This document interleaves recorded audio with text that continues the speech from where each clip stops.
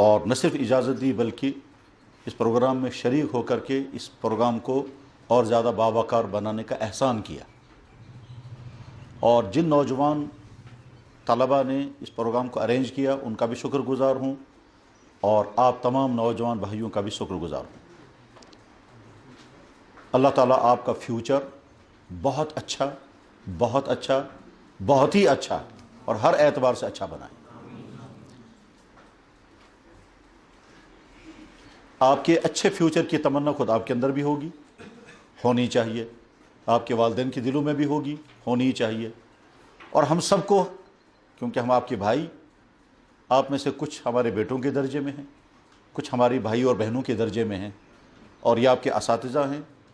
ان کے لیے بھی خوشی ہے کہ ان کا اسٹوڈنٹ آگے چل کر کے ایک شائننگ فیوچر گزارنے والا ہو، تو آپ تو اس کا اندازہ نہیں کر سکتے استاد کو کتنی خوشی ہوتی ہے جب اسے یہ معلوم ہوتا ہے کہ میرا اسٹوڈنٹ بہت کامیاب زندگی گزار رہا ہے۔ شاید کبھی کبھی اس کو اچھے کھانوں میں اتنے مزے نہیں آئیں گے جب وہ یہ دیکھتا ہے کہ میرا فلاں اسٹوڈنٹ ہے، اور وہ آ کر کبھی کہتا ہے سر میں نے آپ سے پڑھا ہے، میں آج یہ کام کر رہا ہوں، تو استاد کو اتنی خوشی ہوتی ہے کہ میرا پڑھایا ہوا، یار میرا لگایا ہوا درخت آج پھل دے رہا ہے۔ تو اس لیے آپ کے فیوچر کے اچھے ہونے کی تمنائیں جیسے آپ کو ہوں گی، آپ کے والدین کو ہوں گی، آپ کے استادوں کو ہوگی، ہم کو بھی ہیں۔ میں نے اپنی بھائیوں سے درخواست کی کہ مجھے کس ٹاپک پر بات کرنی ہے، تو انہوں نے کوئی متعین ٹاپک نہیں بتایا، تو میں نے کہا یہ بہت اچھا ہوا کہ انہوں نے کوئی متعین ٹاپک مجھے نہیں بتایا۔ اس کا نتیجہ یہ ہے کہ میں مختلف ان ٹاپکس پر بات کرنے کے لیے آزاد ہوں جن ٹاپکس کے بارے میں یہ سمجھتا ہوں کہ میرے ان بھائیوں کو ضرورت ہے۔ اگر ٹاپک طے کر دیا جاتا ہے تو کبھی کبھی وہ بہت مفید ہونے کے بعد آدمی سے بند رہتا ہے کہ اسے باہر نکل نہیں سکتا، لیکن جب ٹاپک طے نہیں ہوتا ہے تو اس میں کبھی بولنے والے کو غلطی ہو جاتی ہے، وہ ٹاپک وہ لے لیتا ہے جس کا فائدہ زیادہ نہیں ہوتا، اور کبھی وہ بہت اچھا ٹاپک منتخب کر لیتا ہے جس کا فائدہ سننے والوں کو بہت ہوتا ہے۔ تو اب جب مجھے یہ آزادی دی گئی اور وقت دیا گیا 12 بجے سے 1 بجے تک کا، تو میں کوشش یہ کروں گا کہ اس وقت جو مناسب حال مجھے لگتا ہے آپ کے لیے ہونا چاہیے وہی باتیں میں عرض کروں گا۔ میں اس وقت کی اس گفتگو کو 4 الگ الگ پورشن میں تقسیم کرتا ہوں۔ 4 الگ الگ ٹاپکس ہوں گے لیکن اندر سے وہ ریلیٹڈ بھی ہوں گے۔ اس میں سے پہلا ٹاپک بہت دلچسپ ہے، اور وہ دلچسپ اس معنی کر ہے کہ میں نے ابھی پروفیسر شوکت صاحب سے کہا کہ مجھے اجازت دیں کہ میں یہ پھول کا گملہ وہاں لے جاؤں، تو وہ تعجب میں پڑ گئے اور کہا شوق سے۔ ان کو تعجب ہوا ہوگا کہ یہ کیوں مطالبہ ہو رہا ہے، اور شاید آپ سوچیں کہ ہاں خوبصورتی تو پسند ہوتی ہی ہے اس لیے، لیکن نہیں، میں نے اس لیے نہیں لے آئی۔ میں دراصل جو ہی ان کے اس میں کمرے میں گیا تو وہاں کئی طرح کے یہ پھول دیکھے، تو مجھے ایک دم ایک نئی چیز ذہن میں آ گئی، اور وہ نئی چیز ذہن میں آئی یہیں یونیورسٹی کے کچھ حالات کی سننے کی وجہ سے۔ مجھے بہت دفعہ بتایا گیا کہ اب ہماری سوسائٹی میں ایسے بہت سارے لوگ رہ رہے ہیں جو اتھیسٹ بن گئے ہیں، اور وہ کہتے ہیں خدا کوئی چیز نہیں، مذہب کوئی چیز نہیں، انسان ایسے آزاد جیسے جانور آزاد ہے۔ اس طرح کے لوگوں سے براہ راست بات کرنے کی نوبت تو نہیں آئی، لیکن بہرحال جب وہ ہیں اور وہ اپنی حد تک رہیں تو پھر مسئلہ صرف ان کی ذات کا ہے، لیکن اگر وہ اپنا انفیکشن پھیلانے کی کوشش کر رہے ہوں تو اس کے معنی یہ ہے کہ آپ میں سے کسی کو بھی وہ کبھی بھی کنفیوز کرنے کی کوشش کر سکتے ہیں، اور آپ میں سے بھی کوئی کنفیوز ہو سکتا ہے، کیونکہ کنفیوژن انسانی کو ہوتا ہے، جانور کو کنفیوژن نہیں ہوتا۔ جانور کو معلوم ہے کہ مجھے اس راستے پر چلنا ہے، تو اس کو پکڑ کر دوسرے راستے پہ لے جائیں گے، وہ پھر اسی راستے پر آئے گا۔ تو کنفیوژن عقل والوں کو ہوتا ہے، انسانوں کو ہوتا ہے۔ تو اس معنی کر اس لیے اس ٹاپک پر تھوڑی سی بات کرنے کی میں نے ضرورت محسوس کی، اور اس ضرورت کو سامنے رکھ کر کے میرے یہ گملہ سامنے لایا۔ ظاہر آپ سوچیں گے اس گملے کا اس سے کیا تعلق ہے، تو میں آپ سے سوال کرتا ہوں، کسی بنانے والے نے کتنے اچھے پھول بنائے، اس کے کلر ٹھیک وہی بنانے کی کوشش کی جو اصل پھول میں ہوتے ہیں، اس کی پتیاں بنانے کی وہی کوشش کی جیسے اصل پتیاں ہوتی ہیں، ان پتیوں کا کلر وہی بنایا اس نے جیسا پتیوں کا کلر ہوتا ہے۔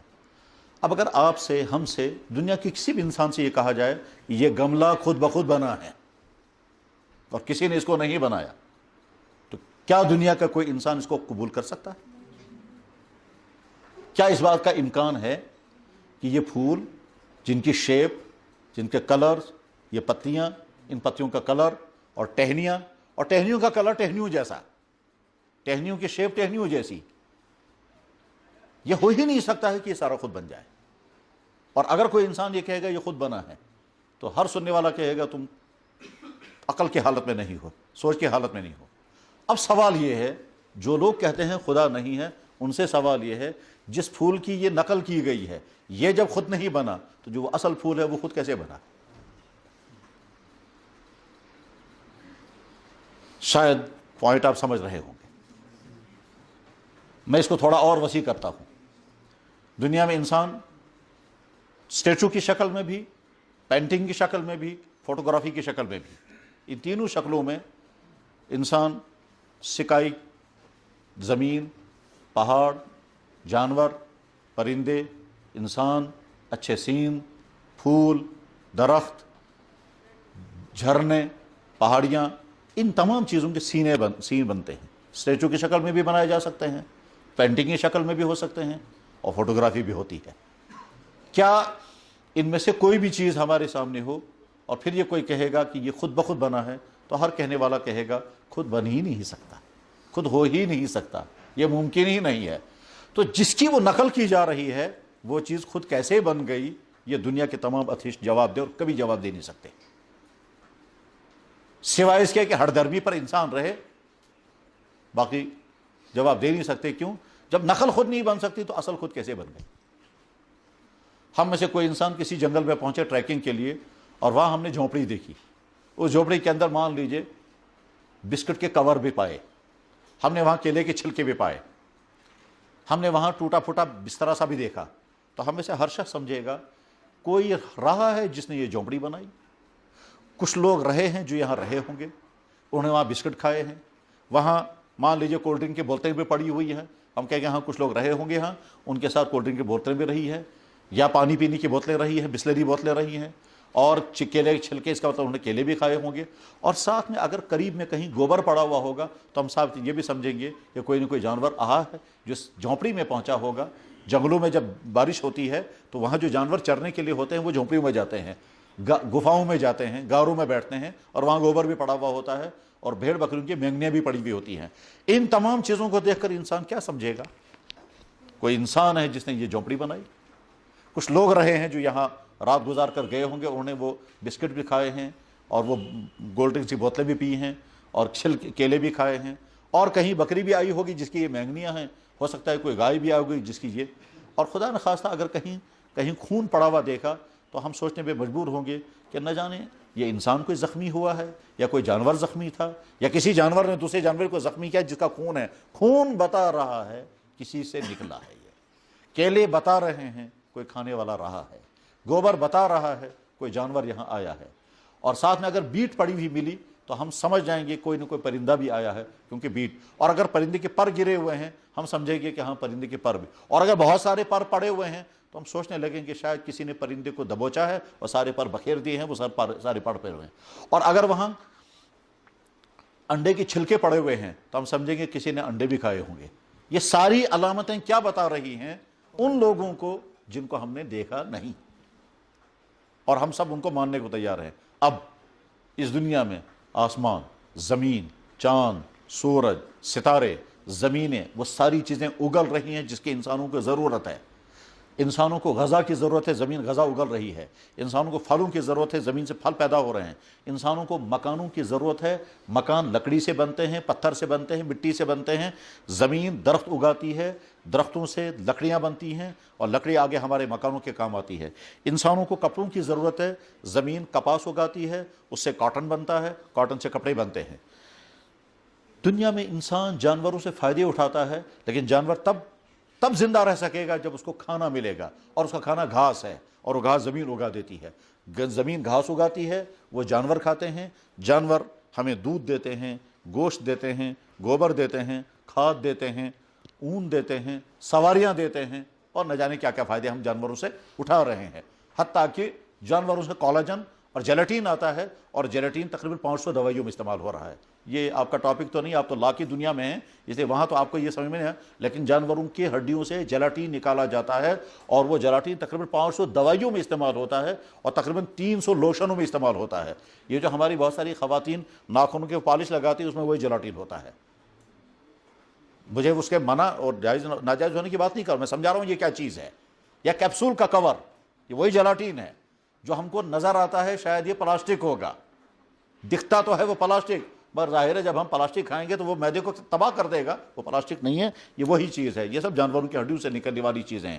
تو جانور گھاس سے زندہ، گھاس زمین پیدا کرتی ہے. ٹھیک، کتنا بڑا ہے وہ جس نے یہ آسمان بنایا، یہ ستارے بنائے، یہ زمین بنائی، یہ سولر سسٹم بنایا، یہ اسٹرونومی کی ساری پھیلی ہوئی دنیا بنائی، یہ زمین اور زمین سے اگنے والی یہ طرح طرح کی چیزیں بنائی. اللہ اپنا تعارف کراتے ہوئے کہتا میں ہوں تمہارا رب جس نے تم کو بنایا، تمہاری ساری شکلیں الگ الگ بنائی. هو الذی یصورکم فی الارحام، وہی ہے تمہارا رب جو ماؤں کی پیٹوں میں تمہاری شکلیں بناتا ہے. دنیا کے تمام انسان سیم، دنیا کے تمام انسانوں کی شکلیں الگ الگ، تمام دنیا کے انسان ایک ہی جیسے، تمام دنیا کے انسان الگ الگ ہیں. اور یہ دونوں باتیں صحیح ہیں. ہر انسان دو ہاتھ، دو پاؤں، دو ٹانگیں، دو بازو، 5 انگلیاں ایک ہاتھ کے اندر، دونوں ہاتھوں میں 10 انگلیاں، ایک سر، 2 کان، 32 دانت، ایک ناک، 2 آنکھیں، 2 ہونٹ، ہونٹوں کے بیچ میں زبان، 2 ٹانگ. یہ سب انسانوں کا سب ایسے ہی ہے.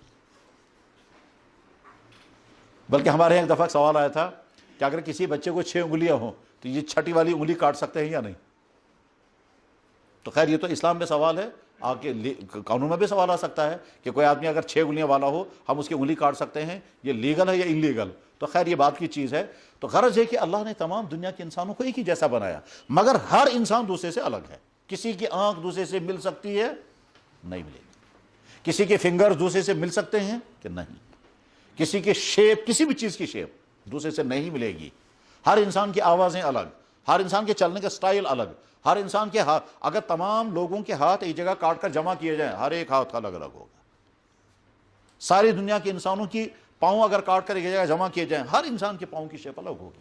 سب تمام دنیا کے انسانوں کے پاؤں 5 انگلیاں، ایک انگوٹھا، ہر انگلی کے ساتھ ناخن، یہ تو سب ہوگا. لیکن اس کے باوجود جب آپ غور کر کے دیکھیں گے تو شیپ سب کی الگ الگ ہوگی.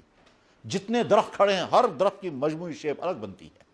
ہر پتا اپنے سے الگ ہے، دنیا کا کوئی پتا دوسرے پتے کے ساتھ نہیں ملتا ہے. یہ کون کر رہا ہے؟ یہ وہی اللہ ہے.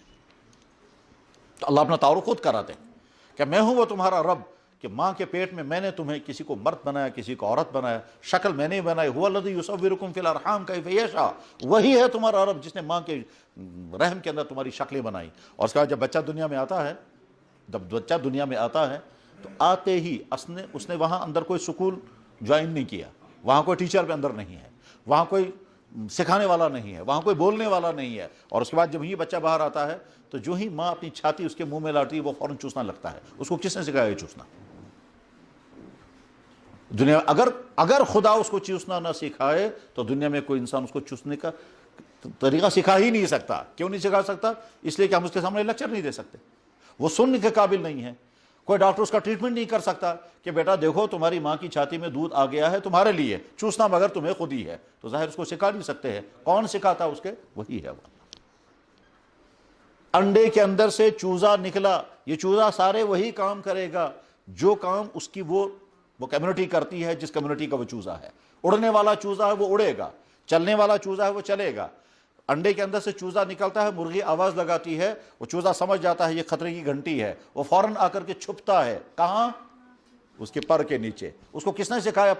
چھپن جائے چاہے بچنے کی جگہ ایک ہی ہے، ماں کی پر کے نیچے چھپو. اس نے کس نے سکھایا یہ؟ اور وہی مرغی آواز لگاتی ہے، بچہ فوراً سمجھ جاتا ہے کھانے کے لیے بلایا جا رہا ہے، کہیں نہ کوئی دانے وانے پڑے ہوں گے، اور بچے آ کر ڈھونڈنے لگتے ہیں. کبھی کبھی دیکھنا چاہیے اللہ کی مخلوق کیسے دنیا کام کرتی ہے. وہی ہے اللہ. تو اس لیے اگر خدا نخواستہ اس طرح کا سامنا آپ کو کرنا پڑے کیونکہ ان کو کنفیوز کرنے لگے گا، تو آپ آنکھ بند کر کے کہیے یہ کائنات خود نہیں بنی، ہم خود نہیں بنے، ہم کو ہمارا پیدا کرنے والا ایک اللہ ہے. ہاں وہ نظر نہیں آتا اور نظر آئے گا بھی نہیں. اور وہ لوگ پاگل اور جاہل ہیں جو یہ کہتے ہیں پہلے ہمیں خدا دکھاؤ پھر ہم مانیں گے. کیوں؟ اس لیے کہ دنیا میں جو چیزیں نظر آنے والی ہیں ہی نہیں، ان چیزوں کے بارے میں آپ ڈیمانڈ کر ہی نہیں سکتے کہ ہمیں دکھاؤ. آپ مجھ سے سوال کریں گے کہ تم زندہ ہو، میں کہوں گا جی ہاں زندہ. آپ کہیں گے زندہ ہوتا ہے انسان روح سے، اپنی روح پہلے دکھاؤ پھر ہم مانیں گے زندہ ہے. میں اپنی روح نہیں دکھا سکتا. میں آپ سے کہوں گا آپ سمجھدار ہیں کیا؟ بالکل سمجھدار ہیں. آپ عقل مند ہیں کہ ہاں؟ جی ہاں بالکل عقل مند ہے. کتنی عقل مند ہیں؟ آپ کہہ سکتے ہیں بہت اچھی عقل میرے پاس ہے. میں کہوں گا پہلے اپنی عقل مجھے دکھائیے پھر میں آپ کو عقل مند مانوں گا. آپ کہیں گے وہ عقل دکھانے والی چیز نہیں ہے. مان لیجئے ہم کو بھوک لگی ہے، پیاس لگی ہے، اور میں آپ سے کہوں گا صاحب مجھے بھوک لگی ہے، اور آپ مجھ سے مطالبہ کریں گے پہلے بھوک دکھائیے پھر ہم مانیں گے، تو میں کہوں گا صاحب آپ کسی پاگلوں کی دنیا میں رہتے ہیں. بھوک نظر آنے والی چیز نہیں ہے. دنیا میں جو چیز نظر آ ہی نہیں سکتی اس کے بارے میں ڈیمانڈ کرنا ہمیں دکھائیے سوال ہی غلط ہے. بے شمار چیزیں آپ کو دیکھے بغیر ماننی ہیں، اس کے بغیر چارہ ہی نہیں ہے. ہر انسان کی باڈی میں کیلشیم ہیں، دیکھے کسی نے نہیں. باڈیوں ہر انسان بلکہ مخلوقات کے اندر وٹامنز ہیں کہ جی ہاں ہیں. تو کھول کے دکھا پھلوں میں وٹامنز ہیں، ذرا نکال کے دکھائیے وہ وٹامنز ہیں کہاں؟ کیسا؟ دھوپ کے اندر وٹامن ڈی ہے، آپ اس کو صرف فیل تو کر سکتے ہیں لیکن وٹامن ڈی الگ پکڑ کر کے یہ ہے وہ وٹامن، وہ نہیں دکھا سکتے. فین چل رہا ہے، اس کے پیچھے پاور آ رہا ہے. ہم تار تو دیکھ سکتے ہیں، پاور نظر نہیں آ سکتا. اگر آپ کہیں گے صاحب پاور میں تب مانوں گا جب پاور آپ مجھے دکھا دیں گے. ہم کہیں گے پاور دکھانے والی چیز نہیں ہے. اگر آپ نہیں ماننا چاہتے ہیں تو ایک راستہ ہے، تار کھول کر کے ہاتھ لگا کے دیکھ لیجئے، پھر پتا چلے گا آپ ہے کہ نہیں. آپ کہیں گے نہیں صاحب میں فیل کرنے کے باوجود مجھے کرنٹ لگا، میں پھر بھی نہیں ماننے کے لیے تیار ہوں، مجھے پہلے نظر مجھے دکھا دیجئے. جواب آئے گا کہ پھر آپ کی جگہ پاگل خانہ ہے، کیونکہ جو چیز نظر نہیں آ سکتی ہے اس کو کیسے دکھا سکتے ہیں؟ چائے میٹھی ہے کہ نمکین ہے، آپ کہیں گے مجھے پہلے دکھا دیجئے پھر میں مانوں. تو آپ سمجھیں یہ تو دیکھنے کی چیز نہیں، تو ٹیسٹ کرنے کی چیز ہے. آپ اپنی زبان پر چائے کا چمچہ ڈال رکھیں، آپ کو پتہ چلے گا یہ لیفٹن چائے ہے کہ نمکین چائے ہے، اور نمک برابر ہے یا کم ہے یا زیادہ ہے. یہ ٹیسٹ کرنے کی چیز ہے. آپ وہ کام جو زبان کو کرنا ہے وہ اپنی آنکھ سے کہہ رہے ہیں آپ کر کے دکھاؤ. آنکھ کے میرا کام نہیں ہے، یہ تو ٹیسٹ کرنے کی چیز ہے، دیکھنے کی چیز نہیں. تو جس چیز دنیا میں نظر آ ہی نہیں سکتی اس کے بارے میں ڈیمانڈ کرنا پہلے ہمیں دکھاؤ، ڈیمانڈ ہی غلط ہے. اسے جو لوگ یہ کہتے ہیں یہ نا خدا اس بخشمو تو اس کے ازمان ہو. تو ایک دفعہ مجھے ایک صاحب ملے تھے، میں نے کہا لگا صاحب جب خدا کو ہم نے دیکھا نہیں ہم کیوں مانیں گے؟ میں نے کہا آپ نے اپنے باپ اور ماں کو دیکھا ہے؟ کہا لگا جی. میں نے کہا جس دن ان کا نکاح ہوا تو اس دن تھے آپ؟ کہا لگا بکا جا ساتھ وہ یقیناً ہم میں سے کوئی بھی نہیں تھا جس دن میرے باپ اور میری ماں کا نکاح ہوا. ہم کہاں تھے اس دن؟ کہ ہم تھے ہی نہیں، ہم تو اس کے بعد ہی پیدا ہوئے نا. تو بہت اچھا، جس دن میرے والد اور میری والدہ کا نکاح ہوا اس دن ہم تھے ہی نہیں. پھر جس دن ہم اپنی ماں کے پیٹ میں بننے لگے اس دن ہمیں پتہ نہیں ہے. پھر ہم اپنی ماں کے پیٹ سے دنیا میں آ گئے، ہمیں یہ بھی پتہ نہیں ہم آ گئے. ٹھیک، اس کے بعد جب ذرا سا بڑے ہو گئے اور دیکھنے لگے، سننے لگے، سمجھنے لگے اور بولنے لگے تو ہماری ماں نے کہا بیٹا میں ہوں تیری ماں ہوں، بلا گئی بلائی. اور باپ نے کہا میں تیرا باپ ہوں. ماں نے کہا یہی تیرا باپ ہے. باپ نے کہا یہی آپ کی ممی ہے. میں نے بھی دیکھا جو ماں مجھے گلے لگا رہی ہے اور مجھ سے محبت کرتی ہے اور دودھ پلاتی ہے یہی میری ماں ہوگی، کیونکہ ماں یہی کرتی ہے. اس کے علاوہ ہمارے پاس اور کوئی پروف نہیں ہے. اب اگر کوئی انسان کہے گا میں باپ کو تب مانوں گا جب میں اپنی آئی وٹنس، تو جناب آپ آئی وٹنس لا ہی نہیں سکتے، آپ تو تھے ہی نہیں اس دن. بہت اچھا، تو کیا ہم نے اپنے گرینڈ فادر کو دیکھا ہے؟ ہو سکتا ہے بہت لوگوں نے دیکھا ہوگا، بہت لوگوں نے دیکھا ہی نہیں ہوگا. تو ٹھیک ہے، جس گرینڈ فادر کو آپ نے نہیں دیکھا وہ تھا کوئی؟ کہاں تھا. تو آپ نے تو دیکھا ہی نہیں اسے، تو دیکھے بغیر کیسے مان رہے ہیں؟ کہ جب میرا باپ ہے تو وہ کسی کا بیٹا تو ہوگا، کسی کا بیٹا ہوگا، لہٰذا میں ماننے پہ مجبور ہوں. ایسے یہ کائنات چل رہی ہے، کوئی تو ہوگا جو اس کو چلا رہا ہے، بس اسی کا نام ہے خدا. وہ خدا وہی ہے جو اپنا تعارف کراتا ہے قرآن کے ذریعے. اور اس لیے آپ پڑھے لکھے لوگ ہیں، آئندہ اور آپ کی ڈگریاں ہوں گی، اس لیے جب جیسے باقی 10 قسم کی چیزیں آپ پڑھیں گے، قرآن کو بھی پڑھیں، اس کی تفسیریں پڑھیں، اور یہ سوچ کر دیکھیں اللہ تعالیٰ اپنا تعارف کیسے کراتے ہیں اور کیا کیا بتاتے ہیں، میں نے تمہارے لیے کیا کیا پیدا کیا. اور جب اس نقطے سے جب آپ پڑھنے لگیں گے تو قدم قدم پر خدا کا تعارف آپ کو نظر آ جائے گا. کہتے ہیں اللہ تعالیٰ فرماتے ہیں میں نے تمہارے لیے پانی برسایا، اور پانی برسانے کے سسٹم میں نے یہ رکھا، میں تمہارے لیے طرح طرح کے پھل اگاتا ہوں، اور وہ پھل سارے کے سارے پھل الگ الگ شیپ، الگ الگ پیکنگ، الگ الگ مزے، الگ الگ کلر، کوئی پھل کسی کے ساتھ نہیں ملتا. قرآن میں اللہ تعالیٰ فرماتے ہیں وَنُفَضِّلُ بَعْضَهَا عَلَى بَعْضٍ فِي الْأُكُلِ يُسْقَىٰ مِن مَاءٍ وَاحِدٍ، کہ میں نے یہ پھل جتنے پیدا فرمائے ہیں مختلفاً الوانُهُ ومختلفاً اُكُلُهُ، ان کے ذائقے الگ ہیں، ان کے فائدے الگ ہیں، ان کی پیکنگیں الگ ہیں، ان کی شیپیں الگ ہیں، ان کے مزے الگ ہیں، ان کے ٹیسٹ الگ ہیں. سیب بھی میٹھا، ناشپاتی بھی میٹھی، لیکن دونوں کی مٹھاس میں فرق رکھا ہے. اور آپ آنکھ بند کر کے دونوں چیزیں کھائیں گے، آپ فوراً محسوس کر لیں گے صاحب یہ تو سیب کی کاشت تھی اور یہ ناشپاتی کی کاشت تھی۔ بلکہ کشمیری تو زیادہ ہی آگے ہیں، وہ امریکن سیب اور دلشس سیب کو ٹیسٹ سے بتا دیں گے یہ کون سے، شکل دیکھ کر بتا دیں گے۔ جیسے باہر کے لوگ جو ہیں وہ آم کی شکل دیکھ کر بتا دیتے ہیں یہ کون سا آم ہے، اور چکھ کر کے بتا دیتے ہیں کون سا آم ہے۔ ہم لوگ چونکہ آموں کے والے نہیں ہیں اس لیے ہماری نظر میں تو سارے آم ایک ہی ہیں، لیکن باہر والے لوگوں کی نظر میں سارے سیب ایک ہی ہیں۔ ہم کشمیری لوگ جو ہیں وہ فرق کر لیتے ہیں کہ یہ مہاراجی ہے، کہ یہ امریکن ہے، کہ یہ سہارنپوری ہے، بلکہ ایک سیب تو کہتے ہیں حضرت بلی بھی کوئی سیب ہے، واللہ عالم ہوگا کوئی سیب۔ تو غرض ہے کہ ہم تو ٹیسٹ کر کے بتا دیتے ہیں۔ یہ ٹیسٹ کیسے؟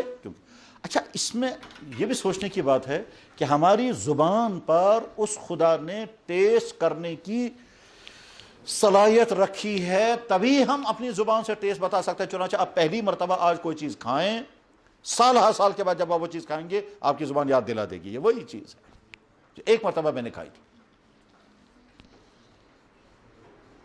کہ کتاب میں نے پڑھا کہ زبان 40,000 ٹیسٹ ریکارڈ کر لیتی ہے۔ آپ کی آنکھیں بند ہوں اور چمچے سے آپ کے منہ میں آپ کے دوست نے، آپ کی سہیلی نے، آپ کے ابو نے، آپ کی امی نے کوئی چیز ڈالی، آپ آنکھیں بند ہیں اور منہ میں چمچے سے ڈالی ہوئی چیز کو چک کر کے دیکھ رہے ہیں کہ لگے حلوہ ہے کہ پھیرنی ہے کہ آئس کریم ہے۔ یہ کون بتا رہا ہے؟ ٹیسٹ کس نے پیدا کیا؟ اللہ۔ اور اگر اللہ وہ ٹیسٹ پیدا نہیں کرتا دنیا کے سارے ڈاکٹر مل کر پیدا نہیں کر سکیں گے۔ سارے ڈاکٹر مل کر کے زبان پر ٹیسٹ لانا چاہیں نہیں لا سکتے۔ ایک دفعہ ایک صاحب مجھے ملے، کہنے لگے یس چیز تو داری چھو سنا سو چیز پیدا کرنے خاطر میں پون 10,000 روپے خرچ کر۔ جو چیز تم پھینکتے ہو اس کو پیدا کرنے کے لیے مجھے 10,000 روپے خرچ کرنے پڑتے ہیں۔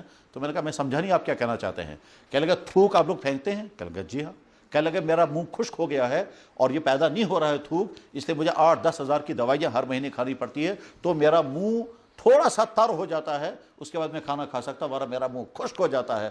چنانچہ ہم دیکھیں کبھی کبھی خشک کیسا، اور اس کے بعد پھر آدمی پریشان ہو جاتا ہے اور پھر پانی زیادہ پیتا ہے کہ تاکہ میرا منہ خشک ہو رہا ہے، اور پانی زیادہ پینے سے منہ کی خشکی دور ہو نہیں پاتی ہے، اس کی وجہ کچھ اور ہوتی ہے۔ کتنا بڑا ہے وہ اللہ جس نے زبان کو تر رکھنے کے لیے پورا ایک سسٹم بنایا ہے۔ انسان کی باڈی کی ایک ایک چیز بتاتی ہے اس کے پیچھے خدا کی طاقت کام کر رہی ہے۔ آنکھ اندر سے تر رہنی چاہیے، اور اس تر رکھنے کے لیے اللہ نے سسٹم بنایا دماغ میں، وہاں سے پانی آتا رہے گا اور وہ پانی آنکھ میں پہنچتا رہے گا، اور پانی کے بعد پھر یہاں کنارے میں ڈرین ہے اور اندر سے وہ پانی چلا جاتا ہے، اوپر سے پانی اتنی مقدار میں آتا رہے گا کہ آنکھ اندر سے تر رہے، اور اس کے بعد یہاں ڈرین سے اندر چلا جاتا رہے گا۔ اس لیے یہاں جب کبھی کبھی اوپر سے زیادہ پانی آتا ہے اسی کا نام ہے آنسو۔ تو اوپر یہ ٹنکی کہاں پر ہے جہاں سے یہ پانی آ رہا ہے؟ ایک دفعہ ایک لڑکے نے مجھے فون کیا، کہنے لگا جی ہم مدراس میں ہیں، چنئی میں، اور کشمیری تھے۔ کہنے لگا جی یہاں ایک لڑکا ہے وہ یہ کہتا ہے کہ خدا ہے اسے کچھ، خدا کہاں ہے؟ تو میں نے کہا کہاں ہے وہ لڑکا؟ کہنے لگا جی یہی ہے۔ تو میں نے کہا دے دو اسے فون۔ اب اسے فون لیا، میں تمہیں سب کیا کہتے ہو تم؟ کہنے لگا جی خدا کو ہم نے دیکھا نہیں، یوس نہ اس کیا مان ہو، جس کو ہم نے دیکھا نہیں اس کو کیوں مانتے ہیں؟ تو میں نے ان سے کہا دیکھو تم تامل ناڈو میں ہو، اور تامل ناڈو میں چاروں طرف سے ناریل کے درخت ہوتے ہیں، کوکونٹ کے درخت چاروں طرف ہوتے ہیں، جیسے یہاں سفیدے کے درخت چاروں طرف ہوتے ہیں ویسے ہی وہاں کوکونٹ کے درخت چاروں طرف نظر آتے ہیں، اور کوکونٹ کا درخت سیدھا ہوتا ہے، اس میں کوئی شاخ نہیں ہوتی، اور اوپر جو ہے وہ گولے بنتے ہیں، اور وہی گولا جو ہے آگے چل کر کے کوکونٹ ہوتا ہے۔ اس گولے کے اندر پہلے وہ چھوٹا سا گولا ہوگا، پھر سبز ہوگا، پھر بڑا بنے گا، بڑا بننے کے بعد اندر سے پانی آئے گا، وہ پانی جو ہے وہ بڑھتے بڑھتے آگے چل کر کے وہی کھوپرا بنتا ہے، پھر وہ خشک ہوتا ہے، اور کبھی کبھی دیکھا ہوگا جو تر کھوپرا ہے اس کو جب توڑ کے دیکھتے ہیں تو اندر سے پانی بھی نکلتا ہے۔ ٹھیک، تو میں نے ان سے کہا چاروں طرف سے تم کو نظر آ رہے ہوں گے درخت؟ کہنے لگا جی ہاں۔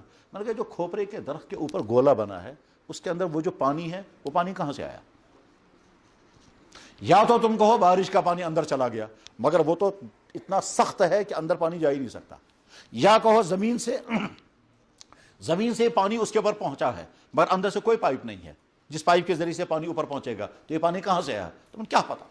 مطلب سوئی کیوں کو خدا یہ بھی بات نہ مجھو، وہی ہے وہ خدا جس نے وہاں پانی پہنچایا، اور پانی پہنچانے کے لیے درخت کا سسٹم استعمال ہوتا ہے جو زمین سے پانی کھینچتا ہے، اس پانی کو میٹھا بھی بنا دیتا ہے، اور آگے چل کر کے وہ کھوپرا کا پانی اندر سے میٹھا، فائدے مند، بہت ساری بیماریوں کے لیے بہت مفید ہے، اور آگے چل کر وہی کھوپرا بنتا ہے۔ تو اللہ کی تعریف مخلوقات بتا رہی ہیں کہ جناب اللہ ہیں، دوائی بنی ہوئی ہمارے سامنے ہے، اس کا مطلب یہ ہے کہ کسی فارمیسی میں دوائی بنی ہے، सिला हुआ कपड़ा बता रहा है कि किसी ने उसको सिया है। ये सारी कायनात बता रही है इसका पैदा करने वाला और इसका चलाने वाला कोई न कोई लाजिमन है। हाँ, वो नज़र नहीं आएगा इसलिए कि वो नज़र आने वाली चीज़ ही नहीं है। दुनिया में जैसे बेशुमार चीज़ें नज़र नहीं आती, ठीक इसी तरह से अल्लाह भी नज़र नहीं आता। तो इसलिए हम आंख बंद करके कहते हैं इस कायनात का पैदा करने वाला एक अल्लाह है। उसी को हम कहते हैं ला इलाहा इल्लल्लाह मुहम्मदुर रसूल।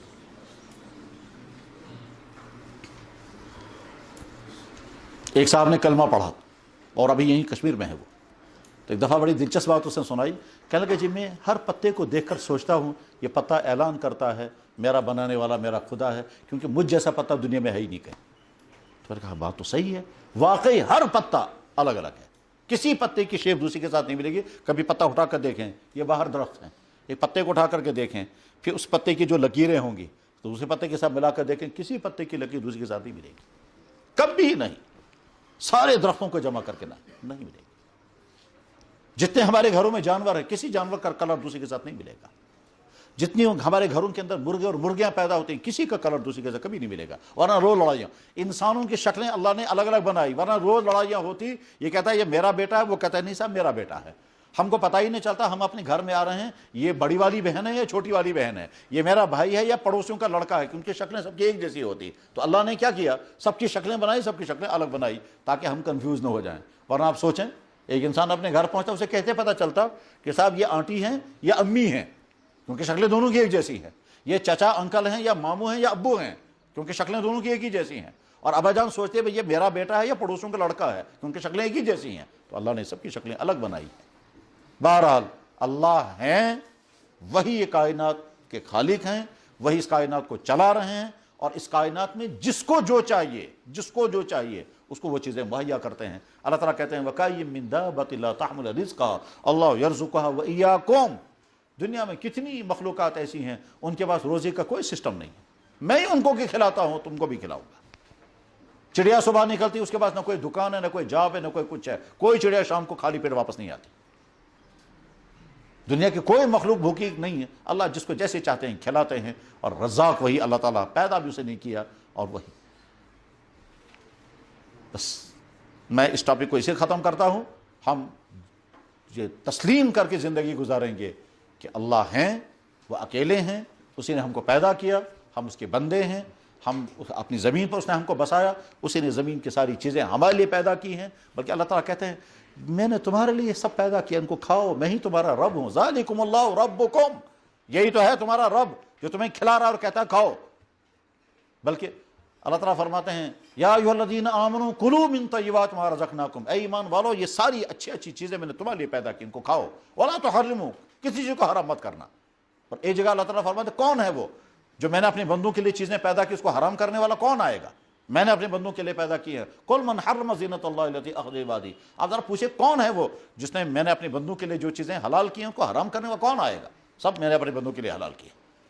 लिक्विड दूध भी है हलाल, लिक्विड पानी भी है हलाल, लिक्विड जूस भी है हलाल, और एक लिक्विड और है, उसको अल्लाह ने कहा खबरदार इसके नज़दीक मत जाना, और इसमें मेरा कोई नुकसान नहीं, तुम्हारा नुकसान होगा। तुम उसके नज़दीक जाओगे तुम्हारी सेहत तबाह होगी, तुम्हारे अखलाक बिगड़ जाएंगे, तुम्हारा पैसा बर्बाद होगा, तुम जानवर बन जाओगे, तुम न जाने क्या क्या करने लगोगे। और वाक़यात रोज़ होते हैं कि शराब पी पी करके लोग क्या क्या करते हैं। अभी कल परसों कोई लड़का मुझे फ़ोन करके कहता है, कहने लगा जी कोई शक्ल ऐसी बताइए कि बाप को मारने की इजाज़त। तो मैंने कहा वजह? कहने लगा कोई शक्ल ऐसी बताइए कि मुझे बाप को मारने की इजाज़त मिल जाए। मैंने कहा वजह? कहने लगा वो शराब पी करके आता है और उसके बाद मेरी अम्मी को मारता है, मुझे ज़िंदगी हो गई यही देखते हुए, और अब मैं बड़ा होगा, मैं बर्दाश्त नहीं कर सकता, मैं तो कहाँ सो रहा तो बस ना तब हर चीज़ नुकशा इजाज़त क्या है शायद तमवीज़। कहता है वो उस वक्त नशे में होगा, उसको पता ही नहीं चलेगा मुझे हर चीज़, मुझसे बर्दाश्त नहीं होता। शराब पीकर इंसान यहाँ तक पहुँचता है, इसीलिए अल्लाह ने उसको हराम किया। बहरहाल आखिर में फिर हम अल्लाह को अपना अल्लाह मानते हैं कि या अल्लाह हमने आपको देखा नहीं मगर मैं हूँ, इसके माना आप हैं, क्योंकि आप हैं तभी तो मैं हूँ, और अगर आप न होते तो मुझे कौन पैदा करता। बस आप घर जाएंगे, आपकी अम्मी ने आपके लिए दही तैयार की होगी, वो दही खुद नहीं बनी, वो दूध से बनी, वो दूध खुद नहीं बना, वो किसी गाय से निकला, वो गाय से दूध नहीं बना, वो पहले उसने घास खाई, वो घास खुद नहीं बनी, وہ گھاس بنائی کسی نے، پھر گائے کسی نے بنائی، اس گائے نے گھاس کھائی، اس گائے سے دودھ پیدا ہوا، اس دودھ کو کسی نے نکالا، وہ دودھ نکلتے نکلتے آپ تک پہنچا، آپ کی امی نے اس کو دہی بنایا، اب آپ شام کو افطار میں دہی کھا رہے ہیں، اور پھر کہتے ہیں کوئی نہیں ہے خدا، یہ کہاں سے کھا رہے ہیں آپ؟ اللہ تعالیٰ قرآن کریم میں کہتے ہیں ان لکم فی الانعام لعبرہ، یہ جانور تمہارے لیے نصیحت ہیں، میں ان کے جسم سے دودھ نکال کر تمہیں پلاتا ہوں۔ سارے ویٹرنری سائنس والے ابھی تک یہ ڈیسائیڈ ہی نہیں کر پائے کہ دودھ سفید کیسے ہوتا ہے۔ وہی ہے تمہارا رب کہ جب تم ماں کے پیٹ سے باہر آ گئے، ماں کی چھاتی میں دودھ آ گیا، اور یہ چشمے جاری ہو جاتے ہیں ماں کی چھاتی سے۔ ماں کی چھاتی سے نکلنے والے دودھ کا مقابلہ دنیا کو کوئی دودھ نہیں کر سکتا۔ آپ کو نہیں معلوم ہوگا دنیا میں سب سے پتلا دودھ عورت کا، اور دنیا کے سب سے زیادہ طاقتور دودھ عورت کا۔ وہی ہے جس کو پیدا کرتا ہے، اور اتنا آپ کہ باڈی کے اندر سب سے نرم جگہ رکھا ماں کی چھاتی کو، کیوں؟ بچے کو دودھ پینا ہے، وہ ابھی پیدا ہو کر کے آیا ہے، اس کے ہونٹ اتنے کمزور ہیں کہ اگر چھاتی سخت ہوتی اور جو ہی چوسنے لگتا تو اس کے منہ میں چھالے پڑ جاتے، مگر اللہ نے اس کو اتنا نرم، اتنا نازک بنایا کہ وہ معصوم بچہ جو ابھی پیدا ہوا ہے، جس کے اندر کوئی طاقت ہی نہیں ہے، وہ جو ہی چھاتی کے ساتھ منہ لگاتا ہے، ذرا سا چوستا ہے، دودھ سارا آ جاتا ہے۔ اور عجیب بات ہے، مجھے اور کیا نقطہ یاد آ گیا، سبحان اللہ سبحان اللہ، ہم لوگ جب کھانا کھاتے ہیں ہم کو کیسے پتا چلتا ہے کہ معدہ بھر گیا؟ تھیلا ہمارے سامنے ہے نہیں، کہتا اللہ نے دماغ میں سیل رکھا ہے، وہ جو ہی معدہ بھر جاتا ہے سیل کہتا ہے بس کرو، بہت اچھا۔ لیکن جو بچہ ابھی پیدا ہوا اس کو کون پیسے پتا چلے گا اس کا معدہ بھر گیا یا نہیں؟ ٹھیک، تو اللہ نے اس کا سسٹم بنایا، یہ بچہ جو ہے دودھ پینے لگے گا، جو ہی اس کا معدہ بھر جائے گا وہ دودھ پینا چھوڑ دے گا، وہ بچہ ماں پھر پلائے گی، وہ ایک دو مرتبہ چوسے گا پھر چپ ہو جائے گا۔ اب اگر ماں نے اور زبردستی پلا دیا تو بعد میں وہ دودھ واپس پھینک دے گا۔ عجیب اللہ کے خدا۔ اور ماں جو ہے پریشان دبن ہے ہمیشہ دعا دیواں واپس کنچو پھٹی تھی وہاں کنچو پھٹنا، وہ پریشان ہو جاتی ہے، مگر وہ تو اللہ کا سسٹم ہے کہ معدے میں لوڈ زیادہ ہو گیا، یہ ہضم نہیں کر پائے گا، اسے ہم نے باہر نکال دیا۔ اس لیے ہم جب کھانا کھاتے ہیں ایک ٹائم آ جاتا ہے دماغ کہتا ہے بس کرو، اندر کیپیسٹی نہیں رہی ہے، ہم کہتے ہیں نہیں اب ٹیسٹ آ رہا ہے اور کھائیں گے، تو ہم زبردستی اور بھرتے ہیں، معدہ کرتا ہے اب تو مجھے معافی دے دو، ہم کہتے ہیں نہیں ابھی نہیں، مجھے اور ٹیسٹ آ رہا ہے، ابھی ہم کو ابھی پھر نہیں کھانی ہے، پھر آئس کریم کھانی ہے، پھر کچھ پھر اور جو ہے وہ سونپ بھی چبانی ہے، کھاتے ہیں نا یہاں کے لوگ۔ معدہ کہتا ہے مجھے معافی دے دو، کہتا ہے نہیں تجھے برداشت کرنا پڑے گا۔ معدہ کہتا ہے چل لاؤ میں جب تک جوان ہوں تب تک میں سب تو پیستا رہوں گا، میں کرشر پوائنٹ کے بغیر ہی مجھے، سب اللہ کا کیا ہوا ہے۔ بہرحال ہم اللہ کو اللہ مانتے ہیں، اسی نے ہم کو پیدا کیا، ساری کائنات اسی نے بنائی، اور وہی ساری کائنات کا نظام چلا رہا ہے قدم قدم پر۔ قرآن میں اللہ تعالیٰ کہتے ہیں وَكَأَيٍّ مِّنْ آيَةٍ يَمُرُّونَ عَلَيْهَا وَهُمْ عَنْهَا مُعْرِضُونَ، کتنی میری نشانیاں تمہارے سامنے سے گزرتی ہیں پر تم غور نہیں کرتے ان پر، اس لیے میں تم کو نظر نہیں آتا، اس لیے بعد میں کہتا ہوں خدا کا جو لوگ یہ خدا کو نہیں مانتے ہیں، میں کبھی کبھی ان سے کہتا ہوں بہت اچھا آپ اللہ کی زمین سے دفع ہو جائے، سب ہمارے مکان کو آپ ہم کو مالک ماننے کے لیے تیار نہیں، تو ہمارے مکان میں بیٹھے کیوں ہیں آپ؟ اور اللہ کی پیدا ہوئی یہ چیزیں آج کے بعد مت کھاؤ، اور اللہ کے دیا ہوا جسم اللہ کو واپس کر دو، اس کے بعد پھر زندگی گزار کے دکھاؤ۔ اور ایک دفعہ میں نے کچھ ارتیسوں سے کہا تھا، میں نے کہا دنیا کے سارے ارتیس مل کر کے مٹی کا ایک ذرہ بنائیں، جس مٹی سے سارے خزانے نکل رہے ہیں، اور وہ ذرہ بنا نہیں سکتے، کیوں؟ مٹیریل کہاں سے لائیں گے آپ؟ مٹیریل تو اللہ ہی کا بنایا ہوا ہے۔ بہرحال یہ بحث میں ختم کرتا ہوں، میں اگلا ٹاپک لیتا ہوں۔ آپ قانون پڑھ رہے ہیں، قانون پڑھنے کے معنی ہے کہ آپ مستقبل میں قانونی اداروں کے ساتھ وابستہ ہوں گے۔ ہو سکتا ہے آپ میں کوئی شخص جج کی کرسی پر پہنچے، آپ میں سے کچھ لوگ پریکٹس کریں گے، آپ لوگ میں سے کچھ لوگ قانونی اداروں میں ملازمتیں کریں گے، یعنی گویا مستقبل کی زندگی آپ کی قانون کے ساتھ جڑی ہوئی ہو۔ ٹھیک، قانون کیا کہتا ہے کہ ہر شہری کو قانون کی پابندی کرنی چاہیے، صحیح؟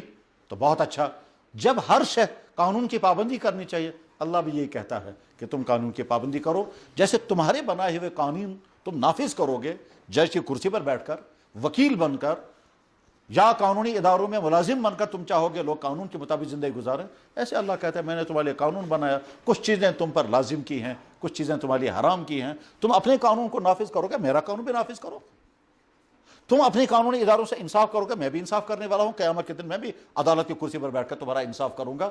اس لیے قانون پڑھتے پڑھتے بار بار اپنے آپ کو کہیں ہم بھی خدا کے قانون کے پابند رہیں گے۔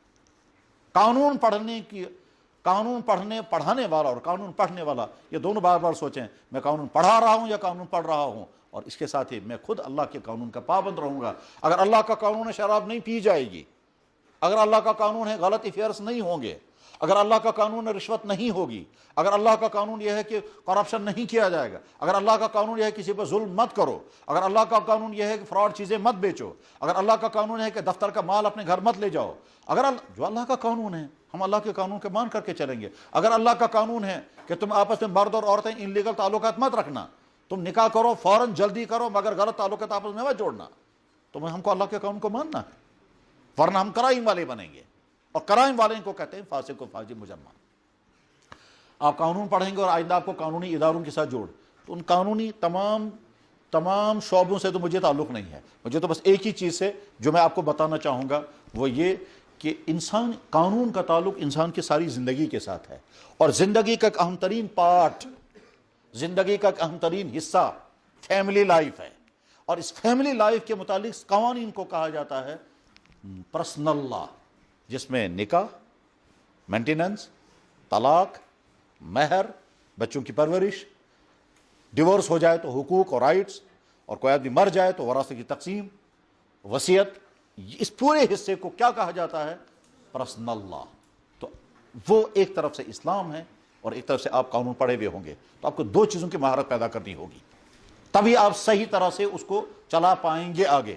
ایک طرف سے جس ملک میں یہ مسلمان لڑکا اور لڑکی رہ رہی ہے اس ملک میں فیملی لاز کیا ہیں، اور یہ مسلمان لڑکا اور لڑکی اگر ہے تو ساتھ میں اس کو یہ بھی دیکھنا ہے کہ اسلام کیا کہتا ہے.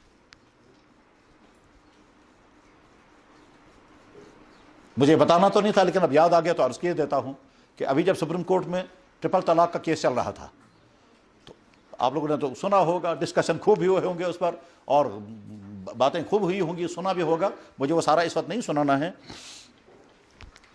سپریم کورٹ پہ جب یہ مقدمہ چل رہا تھا تو گورنمنٹ کی طرف سے جو وکیل تھے ان میں سینئر وکیل تو میل تھا اور جونیئر وکیل فیمیل.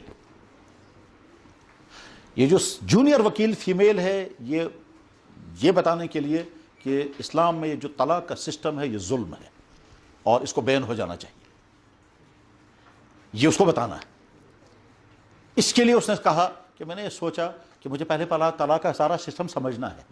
ساتھ میں وہ یہ کہتی ہے کہ جب ہم لا پڑھ رہے تھے تو ہمارے کسی ٹیچر نے بتایا تھا کہ بیٹا دیکھو جب تمہیں کوئی کیس لڑنا ہو تو پہلے اس کیس کو مخالف کی طرف سے اسٹڈی کرو. گویا تمہیں جس چیز کا جواب تیار کرنا ہے پہلے اصل کیس سمجھو تم اس کی طرف سے وکیل بن کر. یعنی وہ یہ کہنا چاہتے ہیں کہ مجھے یہ بتانا ہے کہ طلاق ظلم ہے تو پہلے مجھے طلاق کو سمجھنا ہے، اور میں طلاق کو سمجھنا ہے طلاق پرو طلاق ہو کر کے. یعنی میں پہلے سمجھنا ہے کہ اگر میں طلاق کو مانوں کہ یہ صحیح ہے تو میں کیسے اس کو ثابت کروں گا، اس کے لیے مجھے ڈیٹیل پڑھنی ہے. بہرحال اس غرض کے لیے اس نے قرآن، اس کی تفسیریں، حدیث، اس کی تشریحات اور اسلامی فقہ یہ سارا اس نے پڑھا، اور پڑھنے کے بعد وہ اس نتیجے پر پہنچی کہ طلاق کا یہ سارا سسٹم جو اسلام میں ہے یہ بالکل جینیون ہے اور بالکل جسٹس کے مطابق ہے. اور کورٹ ہمیں سپریم کورٹ میں آ کر کے کہتی ہے کہ لگا جناب اسلام میں جو طلاق کا سسٹم یہ بالکل صحیح ہے اور میں مسلمان ہوتا تھا. چنانچہ وہ مسلمان ہو گئے اور آج اس کا نام عالیہ ہے. اس سے انٹرویو لیا گیا کہ آپ مسلمان ہو گئے؟ کہنے لگے جی ہاں. کیوں؟ کہنے لگا طلاق کا سارا سسٹم پڑھ کر. اس نے کہا یہ طلاق تو ظلم ہے. کہنے لگا میں نے طلاق کا سارا سسٹم پڑھا، مجھے لگا یہ ظلم نہیں یہ انصاف ہے. البتہ آپ لوگ صحیح سمجھ نہیں پا رہے ہیں. کہنے لگے صاحب آپ نے اسلام قبول کیا، آپ کے گھر والوں نے کیا کہا؟ انہوں نے کہا میرے شوہر بہت اچھے مائنڈ کے ہیں. میں نے ان کے سامنے کہا میں مسلمان ہو گئی تو میرے شوہر نے کہا بہت اچھا، مجھے بھی بتاؤ کیا ہے اسلام، اگر مجھے اچھا لگے کہ میں بھی مسلمان ہو جاؤں گا. کہنے لگے میں نے اس کو بھی بتایا اور 1-1.5 ہفتے کے بعد وہ بھی مسلمان ہو گئے. کہتے صاحب آپ کہاں کے ہیں؟ کہنے لگے میں دلی کی ہوں، دلی کے رہنے والی ہوں. میرے والد جسٹس تھے، انہوں نے ہم کو قانون پڑھایا. میرے بھائی یا بہن وہ بھی انہوں نے قانون نہیں پڑھایا، وہ بھی پریکٹس کر رہے ہیں. میرے بھائی جس چیز کو ہم سمجھتے تھے قابل نفرت، اسی چیز کو ایک شخص نے ہدایت کا راستہ بنا دیا. خیر، تو آپ آگے چل کر کے آپ کو مسلم پرسنل لا بہرحال ڈسکس کرنا ہے. آپ میں سے کوئی جج بنے تب، آپ میں سے کوئی وکیل بنے تب، آپ میں سے کوئی قانون کے کسی ادارے میں بھی چلا جائے تو مسلم پرسنل لا کے ساتھ آپ کو تو اس لیے اس کو سمجھنا ہوگا بہت ڈیٹیل کے ساتھ. یعنی اسلام کا نکاح کا سسٹم کیا ہے، اسلام کا طلاق کا سسٹم کیا ہے، اسلام کا مینٹیننس کا سسٹم کیا ہے، اسلام کے پراپرٹی تقسیم کرنے کا سسٹم کیا ہے، اسلام میں وصیت کا قانون کیا ہے، قانون نکاح، قانون طلاق، قانون نفقہ، قانون حضانت، قانون فسخ نکاح، قانون فسخ نکاح، قانون مبارات فسخ نکاح، یعنی مطلب یہ ہے کہ ایک عورت اپنے شوہر سے طلاق لینا چاہتی ہے، طلاق شوہر دینے کو تیار نہیں ہے، یا شوہر ہے ہی نہیں جو طلاق دے سکے، اس عورت کو اس نکاح سے باہر نکالنا ہے، اس باہر نکالنے کو کہتے ہیں فسخ نکاح۔ یہ فسخ کیسے ہوگا، کون کون سی صورتوں میں ہوگا؟ ایک بیوی کہتی ہے کہ میں اپنے شوہر کے ساتھ رہنا نہیں چاہتی، کیوں نہیں رہنا چاہتی؟ کہ وہ خوبصورت نہیں ہے، تو کیا اس بنیاد پر اس کا نکاح فسخ کر دیا جائے؟ یا ایک عورت یہ کہتی ہے کہ میں اپنے شوہر کے ساتھ رہنا نہیں چاہتی، کیوں؟ کیونکہ وہ ان پڑھ ہے۔ تو سب ان پڑھ ہے تو تم نے نکاح کیوں کیا؟ اور ایک عورت یہ کہتی ہے کہ میں اپنے شوہر کے ساتھ رہنا نہیں چاہتی، کیوں؟ کیونکہ وہ پاگل ہو گیا۔ جی کیس جینیون ہے۔ تو کچھ جگہیں ایسی ہیں جہاں کا فسخ ہوگا، فسخ کرنے کا اسلام میں طریقہ کیا ہے، اور قانون میں اس کو فسخ کرنے کا طریقہ کیا ہے۔ پھر اگر قانون سے فسخ ہو گیا، اسلام اس کو مانے گا یا نہیں، اور کہیں حکومتوں کا قانون، آپ کے کورٹوں کا قانون اور اسلامی قانون ٹکرا جائے گا، اس وقت آپ کو کس کی طرفداری کرنی ہے، یہ سارا آپ کو سمجھنا ہوگا، اس پر بڑی محنت کرنی ہوگی، اور محنت کرنے کے بعد آپ کے سامنے چیلنج آئے گا۔ ایک طرف سے آپ مسلمان ہیں، ایک طرف سے آپ قانون کے نافذ کرنے والے ادارے کے ساتھ جڑے ہوئے ہیں آپ اس وقت، اور ساتھ میں ایسا بھی ہوگا کہ آپ کے سامنے کیس آئے گا، آپ ظالم کے طرفدار بھی بن سکتے ہیں، آپ مظلوم کے طرفدار بھی بن سکتے ہیں۔ دو میاں بیوی کا جھگڑا ہے، اس میں سے ایک ظالم ہے ایک مظلوم ہے، ٹھیک؟ آج ہی صبح ہم ایک عورت کا کیس سن رہے تھے، اللہ اکبر، کتنا ظلم اس پر اس کا شوہر کر رہا ہے، ٹھیک؟ تو شوہر ظالم ہے، اگر آپ نے اس شوہر کی طرف سے وکالت نامہ لے لیا، اس کا تو آپ ظالم کے ساتھ کھڑے ہیں، اور اگر آپ نے اس مظلوم کی طرف سے، تو آپ مظلوم کی حمایت میں کھڑے ہیں۔ آپ کا قلم ایک مظلوم کے حق میں چل رہا ہے، آپ رات کو اسٹڈی کر رہی ہیں اور نظائر پڑھ رہے ہیں اور کورٹوں کے فیصلے پڑھ رہے ہیں ایک مظلوم کی مدد کے لیے، اور اگر آپ ظالم کی مدد کے لیے تیاریاں کر رہے ہیں، تو آپ اپنے کیس کو کتنا تیار کر رہے ہیں، کس کے لیے؟ ظالم کو بچانے کے لیے۔ کل کو مرڈر کیس آئے گا، اس مرڈر کیس میں کچھ لوگ چاہیں گے کہ صاحب قاتل کو سزا ہونی چاہیے، اور کچھ لوگ چاہیں گے کہ نہیں صاحب قاتل بچنا چاہیے۔ آپ نے دیکھا ابھی کٹھوا کا کیس کہ صاحب بار والے جن کا کام ہے انصاف کو نافذ کروانا، وہ بار والے کہہ رہے ہیں قاتل کو بچاؤ۔ تو کیا انہیں وکالت پڑی ہے، اور کیا انہوں نے انصاف سیکھا ہے؟ اور کوئی حیا کوئی شرم بھی نہیں کہ ہم کیا کہہ رہے ہیں۔ ہم قانون نافذ کرنے والے انصاف کے اداروں کے ساتھ جڑے ہوئے ہیں، اور ہم کیا کر رہے ہیں؟ انجسٹس کرو، قاتل کو بچاؤ۔ تو خیر، آپ کو بھی یہ امتحان آگے آنے والے ہیں، اس وقت آپ کامیاب انسان بن کر دکھائیں، کامیاب مومن بن کر کے دکھائیں۔ اور اس وقت کیا کرنا ہوگا کہ صاحب آپ کے سامنے بڑے چیلنج آئیں گے، اور اس وقت آپ کو کشمیری زبان میں سیخ تو گوش بچوں تو کباب تو گوش بچوں۔ میں نے ایک دفعہ یہاں کشمیری سے پوچھا، میں نے کہا یار یہ کیا ایشوران، سیخ تو گوش بچوں تو کباب تو گوش، سیکھ کیا گئے؟ کہنے لگا جی پتہ نہیں، کشمیری تو یہ کہتے ہیں سیخ تو گوش بچوں کباب تو گوش بچوں، مگر پتہ نہیں اس کا۔ میں نے کہا میں بتاتا ہوں تمہیں، تم کو نہیں معلوم ہوگا۔ پہلے زمانے میں کشمیر میں غربت تھی، تو سیخ جو ہے وہ لکڑی کا ہوتا تھا، آج جو ہے وہ سیخ ہوتا ہے لوہے کا۔ تو وہ جو لکڑی کا سیخ ہوتا تھا اس پہ جب گوشت لگاتے تھے، اب وہ جب اس کو سینکتے تھے تو ڈر رہتا تھا سیخ گوشت نہ دازوں، تو اتنی آگ نہیں لگنی چاہیے کہ سیخ جل جائے۔ اب اگر سیخ کو بچاتے مگر گوشت کچا بھی نہیں رہنا چاہیے، تو کباب تو گوشت تیار کروں، سیخ تو گوشت بچو، کیونکہ سیخ جو ہے وہ لکڑی کی ہے۔ اب یہی ہے کہ صاحب سانپ بھی مرے اور لاٹھی بھی نہ ٹوٹے، اور آپ نے سانپ مار دیا اور لاٹھی بھی ٹوٹ گئی، ٹھیک؟ تو آگے اگر کوئی دوسرا سانپ آئے گا تو آپ کیا کریں گے پھر؟ بس ٹھیک اسی طرح سے مرحلہ ایسا آئے گا کہ آپ قانون کے ادارے کے ساتھ جڑے ہوئے ہوں گے، ایک طرف سے آپ کا ایمان بچنا چاہیے، ایک طرف سے آپ کو ظالم کا ساتھ نہیں دینا ہے، ایک طرف سے قانون کے تقاضے بھی پورے کرنے ہیں۔ اس وقت کیسے پورا کر پائیں گے، یہ اس وقت کا امتحان آپ کو بتائے گا۔ تو البتہ یہ بات اچھی طرح سے سمجھ کر کے رکھیں کہ مسلم پرسنل لا کیا ہے، اور وہ کس ترتیب کے ساتھ ہم تک پہنچا ہے، اور اس کا نام مسلم پرسنل لا رکھا کیوں گیا ہے، اور دنیا میں اس کے آج نام کیا کیا ہیں، اور اسلام کے اس پورشن میں اسلام پر جو اعتراضات ہوتے ہیں، جیسا اسلام نے نکاح پر جو طرح طرح کے اعتراضات ہیں، عورت کو طلاق کا حق کیوں نہیں دیا گیا، اس پر اعتراضات ہیں، مرد کے حق میں طلاق دے کر کے عورت پر ظلم کیا جا رہا ہے، اس پر اعتراضات ہیں۔ غرض ہے کہ ایک ایک چیز پر جو اعتراض، کیا صاحب اسلام نے مردوں اور عورتوں کے وراثت تقسیم کرنے میں انصاف کیوں نہیں رکھا ہے؟ انصاف نام ہے لڑکی کو بھی آدھا ملنا چاہیے، لڑکے کو بھی آدھا ملنا چاہیے، اسلام نے ایسا کیوں نہیں کیا؟ تو وہاں ہم سے نہیں، سوال آپ سے ہوگا۔ آپ کا جواب کیا لگا؟ ہاں جی اسلام نے ظلم کیا، آپ کیا کریں گے؟ یا نہیں اسلام نے جو کیا وہ انصاف ہے، اور آپ انصاف کیسے دکھائیں گے؟ آپ کو انصاف کر کے دکھانا ہوگا۔ میں اس کو مثال میں بیان کروں گا کہ امام ابو حنیفہ رحمہ اللہ تعالیٰ سے ایک شخص نے سوال کیا کہ ہم نے سنا ہے آپ اپنی عقل کو زیادہ بڑا سمجھتے ہیں۔ کہنے لگے جی نہیں، قرآن و حدیث کے مقابلے ہماری عقل کچھ بھی نہیں ہے۔ کہنے لگے نہیں ہم نے سنا ہے آپ اپنی عقل کے پیچھے زیادہ چلتے ہیں، قرآن و حدیث کچھ۔ اس نے کہا جی نہیں، ہماری عقل کچھ نہیں ہے قرآن و حدیث کے بارے میں مقابلے میں۔ اب میں آپ سے سوال کرتا ہوں، ایک آدمی مر گیا، اس کا ایک لڑکا ہے، اس کی ایک لڑکی ہے، لڑکا اور لڑکی دونوں، تو عقل یہ کہتی ہے لڑکی کمزور ہے لڑکے کے مقابلے میں، لڑکی مزدوری نہیں کر سکتی، لڑکی ہر سوسائٹی میں جا نہیں سکتی، لڑکا مزدوری کرے گا، محنت کرے گا، کما سکتا ہے، ساری پراپرٹی لڑکی کو ملنی چاہیے، کیونکہ اس کی ذمہ داری نہیں وہ باہر نکل کر کے مزدوریاں کرے۔ کہنے لگا ہاں بات تو یہی ہے۔ کہا چلو اگر ساری نہیں تو آدھی لڑکی کو ضرور ملنی چاہیے۔ کہنے لگا ہاں بات تو صحیح ہے۔ کہا لیکن قرآن نے کہا لڑکی کو ہاف اور لڑکے کو ڈبل، تو اب ہم کو وہی ماننا ہے جو قرآن میں ہے۔ عقل کیا کہتی ہے؟ انہوں نے کہا عقل تو یہ کہتی ہے کہ زیادہ لڑکی کو ملنا چاہیے اور کم لڑکے کو ملنا چاہیے۔ امام ابو حنیفہ نے کہا آپ کی عقل کہتی ہے زیادہ لڑکی کو ملنا چاہیے کم لڑکے کو، میری عقل یہ کہتی ہے زیادہ لڑکے کو ملنا چاہیے لڑکی کو کم۔ اس نے کہا کیوں؟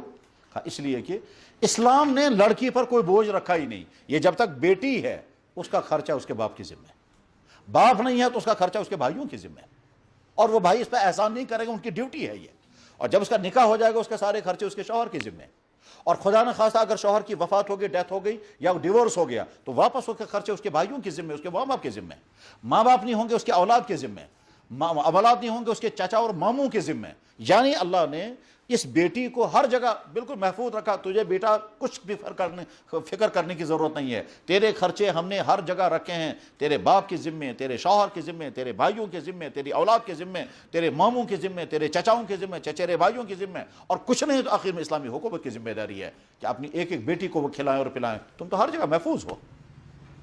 اور اس کے مقابلے میں لڑکا، اس کو اپنا خرچہ بھی چلانا ہے، اپنا خرچہ بھی چلانا ہے، اپنی بیوی بچوں کا خرچہ بھی چلانا ہے، اپنے ماں باپ کا خرچہ بھی چلانا ہے، اور اگر بہن واپس آ گئی تو اس کا خرچہ بھی چلانا ہے، تو ساری ذمہ داریاں بھائی پر ڈالی گئی۔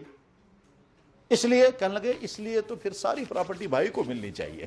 کہنے لگا نہیں بھائی کو نہیں، اب وہی کریں گے ہم جو قرآن نے کہا کہ اگر باپ مر گیا تو 2/3 لڑکے کو اور 1/3 لڑکی کو۔ یہ الگ بات ہے یہاں کا بھائی اپنی بہن کو دینے کو تیار نہیں ہوتا، یہاں کا بھائی اپنی بہن کو لاکھوں روپے تو اس کی شادی میں اڑانے کو تیار ہیں، لیکن جب وراثت کا مسئلہ آئے گا تو وہ وراثت کا حصہ دینے کے لیے تیار نہیں تھا۔ میں نے یہ تھا چن کیسی دشمن اس کیسے وہ ٹھیک۔ اور پہلے تو یہاں تھا وہ کسٹمری لا، اور آپ نے پڑھا ہوگا یا سنا ہوگا، اور اگر پڑھا یا سنا نہیں تو اس کو پڑھیں اور سمجھیں وہ کسٹمری لا کیسے آیا تھا کشمیر میں، پھر وہ کب تک چلتا رہا اور اس کے ذریعے سے کیا ہوتا تھا، پھر وہ کسٹمری لا الگ ہو کر کے پھر مسلم پرسنل لا کیسے یہاں نافذ ہوا، اور جب نافذ ہو گیا تب ہم اس میں کیسے آگے چلائیں گے، کیسے عمل کریں گے۔ تو بہرحال میں پوائنٹ جو سمجھا رہا تھا وہ یہ کہ آپ کے سامنے اس اسلام کی اس پورشن پر طرح طرح کے سوالات آئیں گے، ان سوالوں کا جواب آپ کو اسلام کا نمائندہ بن کر کے دینا ہے، اور تب آپ جواب دے سکیں گے کہ جب آپ اس کو اچھی طرح سے سمجھتے ہوں گے، جانتے ہوں گے۔ مجھے یاد ہے ایک مرتبہ ہم مسلم پرسنل لا بورڈ کے اجلاس میں تھے، اور مسلم پرسنل لا بورڈ کا ایک اہم ترین کام یہی پرسنل لا کی حفاظت ہے، تو وہاں ایک ڈسکشن چل رہا تھا یہی طلاق کے متعلق، تو اس میں بامبے ہائی کورٹ کی ایک فیمیل وکیل جو مسلمان ہیں اور بہت قابل ہیں، وہ مسلم پرسنل لا بورڈ کے ویمن جو پورشن اس کا ہے اس کے ممبر ہیں، تو وہ کھڑے ہو کر کہتی ہیں میں عورت ہونے کے ناطے اعلان کر کے کہتی ہوں عورت کے ہاتھ میں طلاق ہرگز نہیں ہونی چاہیے۔ اب سب لوگ حیران ہو گئے، کہنے لگا میں روزانہ طلاقوں کو ڈیل کرتی ہوں، مردوں کے ہاتھ میں طلاق کی تلوار دے کر کے میں گھروں کو تباہ ہوتے ہوئے دیکھتی ہوں، یہ تلوار اگر عورت کے ہاتھ میں بھی چلی گئی تو اور زیادہ تباہی آ جائیں گی، اور مرد تو کنٹرول تھوڑا سا کر لیتا ہے، آج کا مرد وہ بھی نہیں، عورت وہ بھی نہیں کر پائے گی، وہ تو ہر دن میں 10 مرتبہ طلاقیں دے جائے گی۔ کیوں؟ عورت کا مزاج اللہ نے ایسا بنایا، وہ ایک دم ریاکٹ کرتی ہے اور 2 منٹ کے بعد تو پچھتانے لگتی، اس کا مزاج اللہ نے ایسا بنایا۔ اور یہ مزاج اللہ نے ایسا کیوں بنایا؟ اس کی ایک مصلحت ہے اور اس کے فائدے ہیں، ایسے ہی نہیں ہے خواہ، یہ تو اللہ جل شانہ نے جیسا نظام بنا اس کے فائدے ہیں، وہ ویسے ہی نہیں ہے جیسے ہمیں بھوک لگتی ہے، یہ بھوک لگتی ہے اللہ نے لگائی، پھر کھانے میں مزہ آتا ہے، یہ اللہ نے ٹیسٹ جو رکھا یہ اسی لیے رکھا ہے تاکہ یہ میرے بندے کھائیں گے۔ اگر میں نے بھوک نہیں لگائی، اگر کھانے میں نے ٹیسٹ نہیں رکھا، پھر میں ان سے کہوں گا کھاؤ، یہ کھائیں گے نہیں۔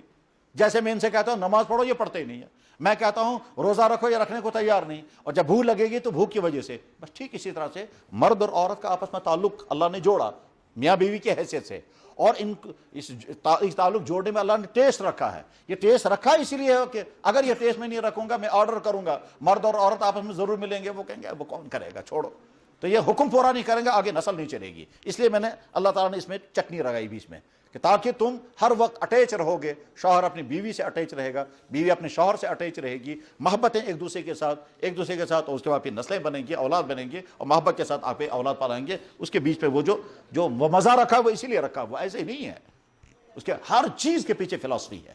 تو بہرحال آپ آگے چل کر کے قانون کے نمائندے بنیں گے, اور اس میں آپ کو اسلامی قانون کا ڈسکس بھی کرنا ہے, اور اس پر آنے والے اعتراضات کے جوابات بھی دینے ہیں, اور خدا نہ خواستہ کہیں خود ہی کنفیوز نہ ہو جائے, اور آپ کے ذہن میں خیال نہ آنے لگے صاحب واقعی یہ قانون میں کیا کرو, میں بنو خدا تو میں مجبور ہوں چماؤ. نہیں, آپ نمائندہ بن کر کے چاہیں.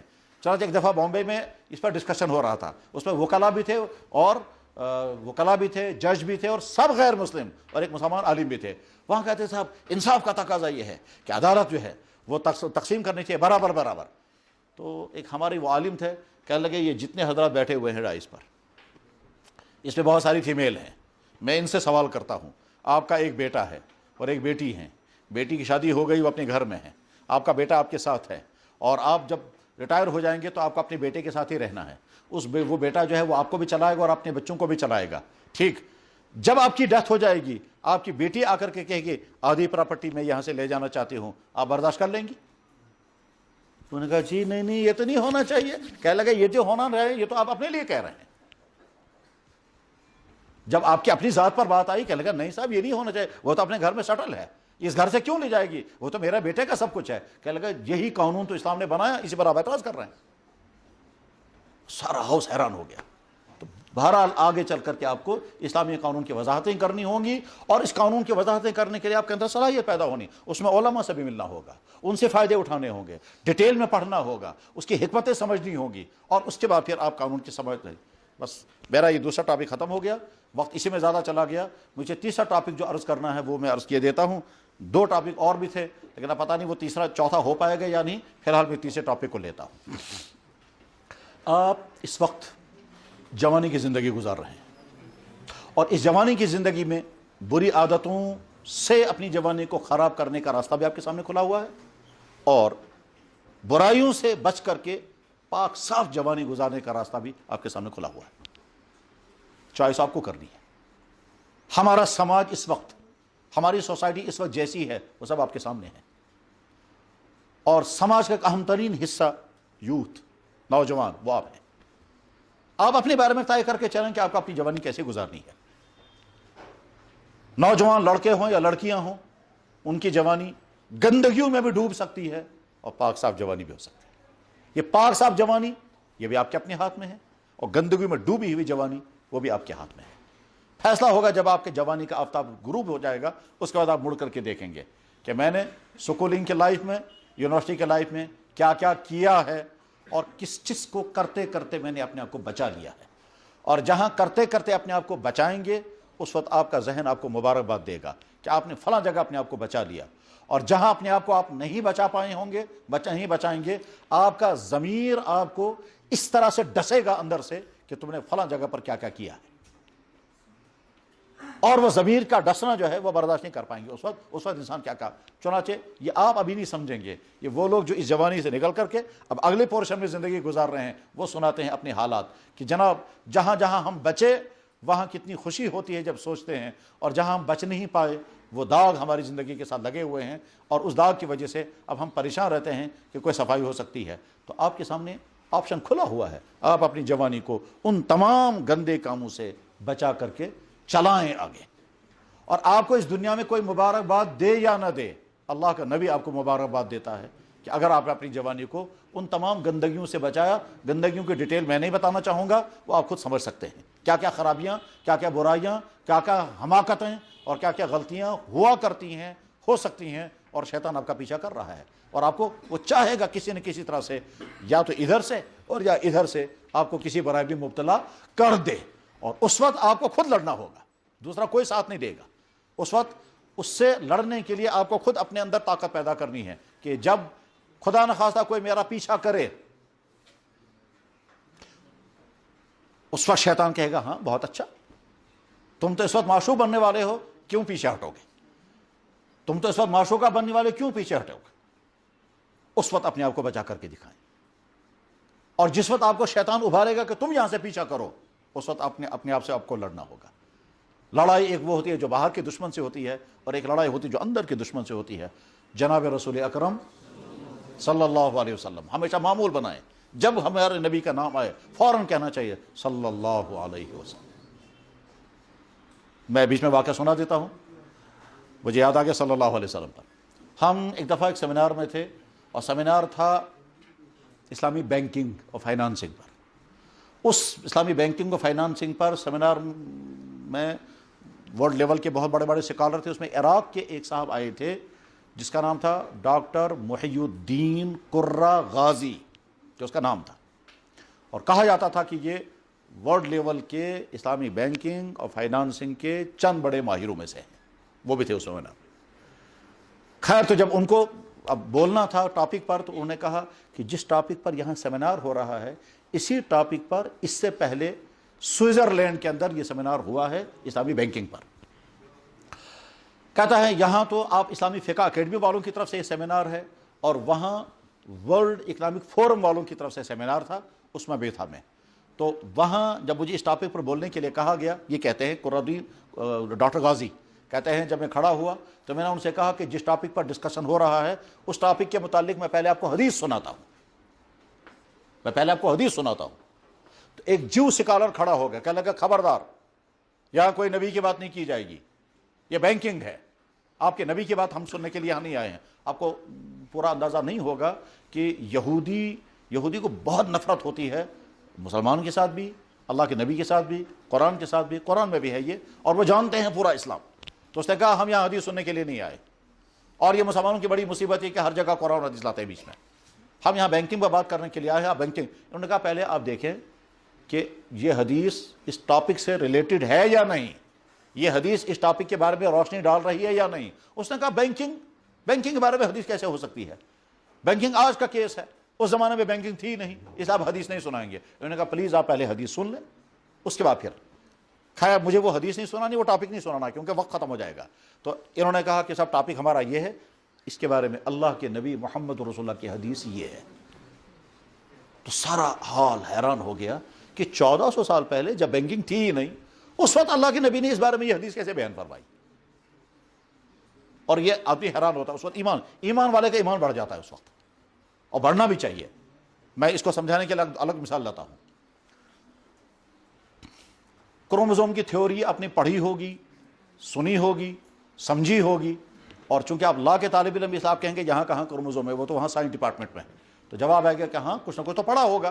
مختصراً یہ ہے کہ کروموزوم کی تھیوری کا مطلب یہ ہے کہ مرد اور عورت کا سیمن اور ایگ جب آپس میں ملتا ہے تو مرد کے سیمن میں وائی اور ایکس، اور عورت کے ایگ میں ڈبل ایکس، اور یہ دونوں آپس میں جب ملتے ہیں تو اگر ایکس ایکس کا ملاپ ہو گیا تو لڑکی بنے گی، اور وائی ایکس کا ملاپ ہو گیا تو لڑکا بنے گا۔ اللہ کا نظام یہی ہے، ٹھیک، بہت اچھا۔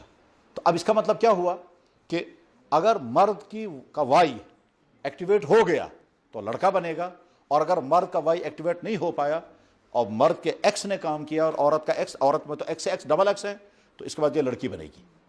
یہ ہے تھیوری۔ اب دیکھیں، جناب رسول اکرم صلی اللہ علیہ وسلم مدینہ شریف تشریف لائے تو یہودی سکالر جو اس زمانے کا سب سے بڑا سکالر تھا، اس کا نام تھا عبداللہ بن سلام، وہ آیا، کہا مجھے 3 سوال کرنے ہیں، اور ان 3 سوالوں کے بعد مجھے ڈیسائیڈ کرنا ہے کہ آپ اللہ کے نبی ہے یا نہیں۔ اس نے ایک سوال یہ کیا، مجھے یہ بتائیے ماں کے پیٹ میں لڑکا کیوں بنتا ہے اور لڑکی کیوں بنتی ہے؟ وہ کیا چیز ہے کہ لڑکا بن گیا، وہ کیا چیز ہے کہ لڑکی بن گئی؟ اب اللہ کے نبی علیہ السلام اگر اس وقت کروموزوم کی تھیوری بتائیں گے تو نہ وہ بتائیں گے نہ وہ سمجھ میں آ جائے گی، کیونکہ کروموزوم کی تھیوری تو آج کی تھیوری ہے۔ اور اگر اللہ کے نبی علیہ السلام کوئی ایسی بات کہیں گے جو آج کی تھیوری کے مطابق غلط ہو جائے تو سب لوگ کہیں گے نبی نے غلط جواب دیا تھا۔ تو گویا ایک جواب صحیح بھی آنا چاہیے، اور اس وقت کی ٹرمنالوجی میں جواب آنا چاہیے، اس وقت کی لینگویج میں جواب آنا چاہیے۔ تو اللہ کے نبی نے کیا فرمایا کہ جب مرد اور عورت کا پانی آپس میں ملتا ہے، پانی فرمایا، لیکن ہوتا کیا ہے، عورت کا ایگ اور مرد کا سیمن، یہ دونوں آپس میں ملیں گے، تو آپ نے فرمایا کہ مرد کا نطفہ عورت کے نطفے پر غالب آتا ہے تو لڑکی بنتی ہے، اور عورت کا نطفہ مرد کے نطفے پر غالب آتا ہے تو لڑکی بنتی ہے۔ یہ ٹھیک وہی تھیوری آئی 1400 سال پہلے، اللہ کے نبی نے وہ بات بیان فرمائی جو آج کی تھیوری بتا رہی ہے۔ اس وقت انہوں نے یہ تھیوریاں تو نہیں پڑھی تھی، گائیڈنگ انہوں نے نہیں پڑھی تھی۔ غرض جب اس یہودی نے سنا کہ اللہ کے نبی علیہ الصلوۃ والسلام نے بینکنگ کے متعلق یہ بات اس وقت فرمائی جب بینکنگ تھی ہی نہیں، تو وہ حیران ہو گیا اور وہاں سے آ کر کے ڈائز پر پہنچا، اور ڈائز پر پہنچ کر وہ کیا کہتا ہے کہ جب تم مسلمان اپنی نبی کا ریسپیکٹ کرتے ہو تو اس وقت کیا کرتے ہو؟ تو اس نے کہا ہم اس وقت کہتے ہیں صلی اللہ علیہ وسلم۔ تو یہودی سکالر کہتا ہے تمہارے نبی کی یہ بات سن کر میں بھی اس کا ریسپیکٹ کرتا ہوں، میں بھی کہتا ہوں صلی اللہ علیہ وسلم۔ تو جب نبی کا نام آئے تو فوراً کہنا چاہیے صلی اللہ علیہ وسلم۔ تو جناب رسول اکرم صلی اللہ علیہ وسلم نے جوانوں کے متعلق کیا فرمایا؟ فرمایا قیامت کے دن جب کہیں کوئی سایہ نہیں ہوگا، عرش کے سائے کے نیچے جو چند لوگ ہوں گے ان میں سے وہ جوان جس جوان نے اپنی جوانی سارے گندے کاموں سے بچائی ہوگی۔ اللہ کے نبی نے فرمایا جب سارا معاشرہ گندگیوں میں ڈوب گیا ہوگا اس وقت جو انسان اپنے آپ کو گندگیوں سے بچائے گا فطوبا، میری طرف سے اس کو بہت مبارک ہو۔ آپ لڑکے ہیں، طلبہ ہیں، وہ طالبات ہیں، اپنی جوانی کی حفاظت کر کے دکھائیں۔ اور بگڑنے کے خطرات بہت ہیں، بچنے کے امکانات کم ہیں، بگڑنے کے حالات زیادہ ہیں، بچنے کے آپشن کم ہیں، اور وہ آپ کے ہاتھ میں ہیں۔ آپ مان کر کے چلیں کہ جب چاروں طرف چلے کلان کا ماحول ہوتا ہے تو ٹھنڈ لگنے کے امکانات زیادہ ہوتے ہیں، گرمی کا الگ سے انتظام کرنا پڑتا ہے، اور وہ انتظام ہر تھوڑی دیر کے بعد بدلنا پڑے گا کہ صاحب حمام گرم کیا تھا اگلے دن پھر جلانا ہے، آپ کو کانگڑی ساتھ لینی پڑے گی، آپ کو گلاؤز پہننے پڑیں گے، انتظام، کیونکہ چاروں طرف سے چلے کلان کا ماحول ہے۔ بس ٹھیک اسی طرح سے آپ کی چاروں طرف جو ماحول ہے اس ماحول میں آپ کی عادتیں بگڑ سکتی ہیں، اس ماحول میں آپ کا کیریکٹر خراب ہو سکتا ہے، اس ماحول میں آپ کی صحت تباہ ہو سکتی ہے۔ جب آپ رات بھر گندی ویب سائٹوں پر رہیں گے آپ کی دماغی صحت بھی خراب ہو جائے گی، آپ کی ایمان والی صحت بھی خراب ہوگی، اور آپ کی جسمانی صحت بھی خراب ہوگی۔ جب آپ رات بھر گندی ویب سائٹیں دیکھتے ہیں کہ مزے اٹھائیں گے، اور اس کے معنی ہے کہ آپ اپنے آپ کو زہر پلا رہے ہیں۔ تو اس لیے اپنی صحت کی بھی حفاظت کریں، اپنی عادتوں کی بھی حفاظت کریں، اپنے کیریکٹر کی بھی حفاظت کریں، اپنی ایمان کی بھی حفاظت کریں، کیونکہ آپ سرمایہ ہیں خود اپنے، آپ کا مستقبل آپ کے انتظار میں ہے، آپ کا مستقبل آپ کو انتظار میں دیکھے گا آپ کیا بنیں گے، آپ آگے چل کر کے کامیاب اور صحیح انسان بنیں گے، اچھے مسلمان بنیں گے، یا بگڑے ہوئے، خراب، کورپٹ، بری عادتوں میں گرفتار، گندے مزاج والے، گناہوں میں ڈوبے ہوئے، اس طرح کے انسان بنیں گے۔ آپ اپنے والدین کا سرمایہ ہیں، وہ آپ کے والدین آپ کے انتظار میں ہیں، آپ کے استاد آپ کے انتظار میں دیکھیں گے ہمارے اسٹوڈنٹ کیا بنیں گے، اور آگے چل کر ان کی زندگی۔ تو صرف آپ اپنے نہیں ہیں، آپ بہتوں کے ہیں، اور بہتوں کی نظریں آپ پر ہیں۔ تو اس لیے آپ کا سماج آپ کے انتظار میں ہے، آپ کا معاشرہ آپ کے انتظار میں ہے، کل آپ کی عدالتیں آپ کے انتظار میں ہوں گی، کل مظلوم آپ کے انتظار میں ہوں گے۔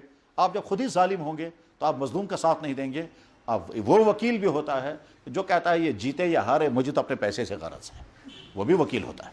وہ وکیل بھی ہوتا ہے کہ جس کا کہتا ہے مشکلن آج میں دودھ گاؤ یتس کالس بہک یتس کالس کاڑو سمجھ دودھ نکالتا رہوں گا۔ اور وہ وکیل بھی ہوتا ہے کہ جو کہتا ہے کہ صاحب اس مظلوم کا ساتھ دینے کے لیے میں کھڑا ہوں، مجھے فیس ملے یا نہ ملے، مجھے تو اس مظلوم کو انصاف دلا کر کے رہنا ہے۔ اور جس دن اس کے حق میں فیصلہ ہوتا ہے کہہ لگا میں نے چنانچہ ایک حدیث میں ہے کہ ایک لمحے کا قلم جو انصاف کی تائید میں چلے 100 سال کی عبادت سے زیادہ طاقتور ہے۔ آپ کا قلم وکیل بن کر یا جج بن کر جب اٹھے گا اور آپ رات کو تیاریاں کریں گے اور فیصلہ لکھیں گے یا اپنا کیس تیار کریں گے، اس کے لیے جو محنت آپ رات کا کریں گے وہ نہ جانے کتنا بڑا سرمایہ ہوگا، اور یہ بھی ہو سکتا ہے کہ وہ بہت بڑا جرم ہوگا۔ لیکن یہ سارا تب کہ جب آپ اپنے آپ کا اپنا کیریکٹر اتنا پاکیزہ، اتنا اچھا اور اتنا بہترین کیریکٹر ہو کہ آپ ہر جگہ انصاف والے ہوں۔ میرے نوجوان بھائیوں، اس وقت ہماری نوجوان نسل جتنے خطرات کے زد میں ہے ان کا ایمان بھی خطرے میں ہے۔ وہ اللہ کے بارے میں ان کو ڈاؤٹ میں ڈالا جا سکتا ہے، نبی کے بارے میں، قرآن کے بارے میں، آخرت کے بارے میں، تو ایمان کو خطرے ہیں۔ کیریکٹر کے حالات وہ ہم سب کے سامنے ہیں کہ سب کتنے نوجوان لڑکے اور لڑکیاں غلط تعلقات میں مبتلا، اور اس کے بعد پھر ان کی زندگی تباہ ہو جاتی ہے، اور آگے ان کے آپس میں رشتے ہوں یا نہ ہوں کچھ نہیں معلوم ہے، ہو جاتے ہیں تو بھی کامیاب ہونے کے امکانات کم ہو جاتے ہیں، اور اگر ان کے رشتے نہیں ہوتے ہیں پھر تو بہت بڑا ظلم ہوتا ہے کہ جو لڑکا کسی اور کے ساتھ رہا ہے اب وہ اب کسی اور بیوی کے ساتھ رہ رہا ہے، کبھی اپنی بیوی کے ساتھ وہ مکمل وفا کر ہی نہیں سکتا، ممکن ہی نہیں، کیونکہ اس کے دل میں کوئی اور ہے، وہ اس کے خوابوں میں جی رہا ہے۔ اور وہ خاتون، وہ بیٹی کہ جس کے کسی کے ساتھ غلط تعلقات آج ہیں، آگے چل کر کے جب وہ کسی اور شوہر کے ساتھ رہے گی وہ اپنے شوہر کی مکمل وفادار بن نہیں سکتی۔ کیوں نہیں بن سکتی؟ اس لیے کہ اس کے دل میں تو کوئی اور رہا ہے۔ یہاں تو ایبسولوٹلی محبت چاہیے کہ شوہر یہ کہے میرا اور کوئی نہیں ہے میری بیوی، اور بیوی کے میرا اور کوئی نہیں ہے، صرف میرا شوہر ہے۔ میں اسی یونیورسٹی میں جمعہ پڑھ کر باہر نکلا تھا تو اسی یونیورسٹی کی کسی طالب علم نے مجھ سے پوچھا، کہنے لگا جناب عشق کے بارے میں کیا کہتے ہیں؟ تو میں نے کہا کس سے کرنا ہے عشق؟ کہنے لگا نہیں آپ جنرل میں بتا دیں۔ میں نے کہا نہیں آپ کو کس سے کرنا ہے مجھے سمجھاؤ۔ کہنے لگا نہیں آپ جنرل بتائیے۔ میں نے کہا تم کہاں کہو گے میں بتاتا ہوں۔ میں نے کہا جب اگر آپ کو اپنی بیوی کے بارے میں سوال ہے تو میں کہوں گا بہت محبت کرو، بہت محبت کرو، بہت محبت کرو، جتنی کرو گے اتنی کم ہے۔ اور اگر کسی اجنبی کے ساتھ کرنا ہے تو یہ حرام ہے، حرام ہے، حرام ہے۔ میں نے کہا ہے تو چلو آپ نے تو اس کا ساری کاٹ دیا۔ صحیح ہے، واقعتاً یہی ہے۔ تو اس نے کہا کہ تو چٹوس کا لایا سیرسی، میرے بھائی آپ اس وقت اسی مرحلے میں ہیں، اس شیطانی فتنے میں آپ مبتلا ہو سکتے ہیں اور آپ کی زندگی تباہ ہو جائے گی۔ اس لیے اپنے آپ کی حفاظت کریں، اسی میں آپ کی کامیابی ہے۔ ایک چوتھا ٹاپک مجھے اور بتانا تھا لیکن ٹائم 5 منٹ زیادہ ہو چکے ہیں، اس لیے پھر کبھی زندگی رہی۔ اور کیا کہتے ہیں وہ مرزا غالب نے کہا ہے کہ محبت سے جب چاہو بلاؤ مجھے، میں گیا وقت نہیں کہ پھر آ بھی نہ سکوں۔ اور ہو سکتا ہے آپ کے ذہن میں بہت سارے سوالات ابھرے ہوں گے، پھر کبھی جب آپ آگے آئیں گے تو اس دن آپ کے سوالات بھی سنیں گے اور آپ کے سوالوں کے جواب بھی دیں گے۔ وآخر دعوانا ان الحمد للہ رب العالمین برحمتک یا ارحم الراحمین۔ سر فرما رہے ہیں کہ دعا بھی کریں گے، بہت اچھا ضرور دعا کریں گے۔ آپ سب لوگ درود شریف پڑھیں، پھر دعا کریں گے اور اس کے بعد پھر انشاءاللہ نیچے چل کر کے نماز پڑھیں گے۔ پڑھیں سب درود شریف۔ اللهم صل على سيدنا محمد وعلى ال سيدنا محمد كما صليت على ابراهيم وعلى ال ابراهيم انك حميد مجيد اللهم بارك على سيدنا محمد وعلى ال سيدنا محمد كما باركت على ابراهيم وعلى ال ابراهيم انك حميد مجيد الحمد لله الذي هدانا لهذا وما كنا لنهتدي لولا ان هدانا الله۔ یا اللہ آپ ہمارے اللہ ہیں، آپ ہمارے معبود ہیں، آپ ہمارے خالق ہیں، آپ ہمارے مالک ہیں، آپ ہمارے رازق ہیں، ہم آپ کے بندے ہیں، ہم آپ کو مانتے ہیں، آپ کو دیکھا نہیں مگر دیکھنے کے بعد جیسے آپ کو مانیں گے، دیکھے بغیر بھی ویسے ہی مانتے ہیں۔ ہم نے تار کے اندر کا پاور نہیں دیکھا اور کرنٹ بھی کبھی نہیں لگا، مگر ہمیں یقین ہے کہ تار کے اندر کرنٹ ہوتا ہے۔ کیسا ہوتا ہے؟ جس نے کبھی چکھا ہوگا اس کو اندازہ ہوگا، جس کو کرنٹ ابھی تک نہیں لگا ہوگا یقین اسے بھی ہے کہ کرنٹ تار کے اندر ہوتا ہے۔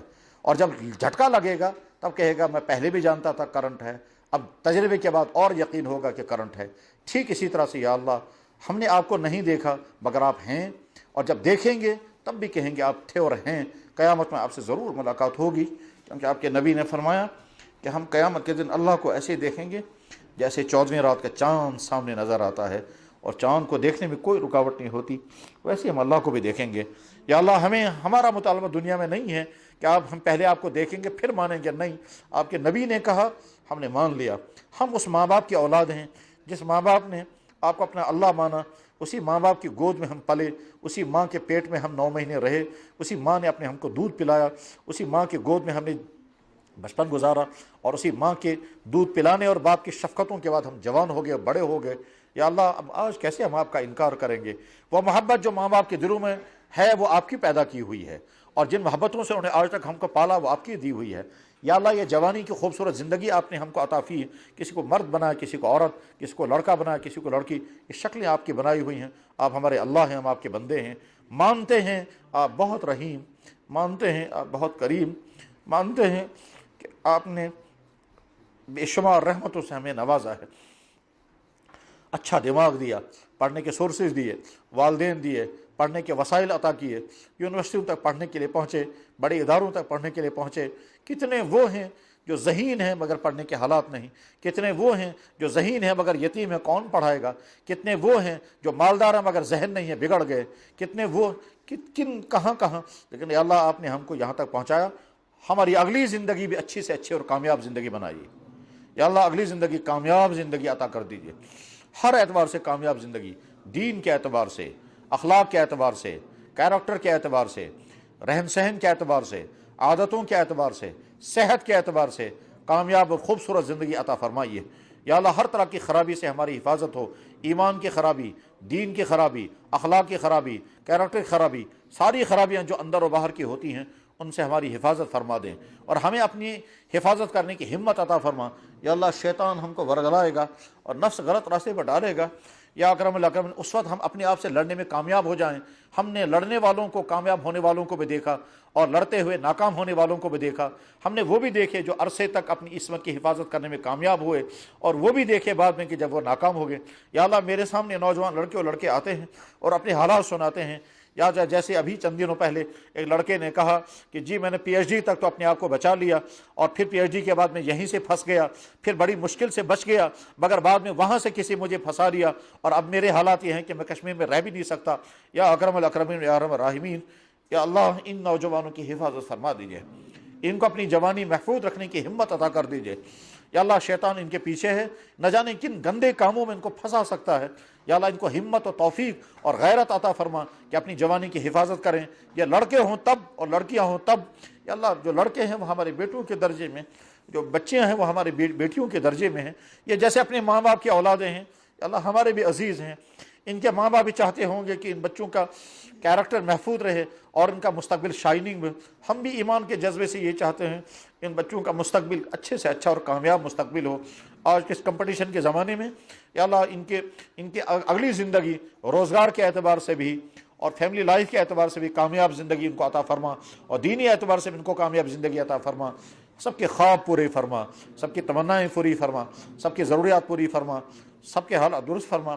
یا اکرم الاکرمین یا ارحم الراحمین، آپ کے احسانات کی کوئی انتہا نہیں، ایک ایک احسان پر شکر گزار۔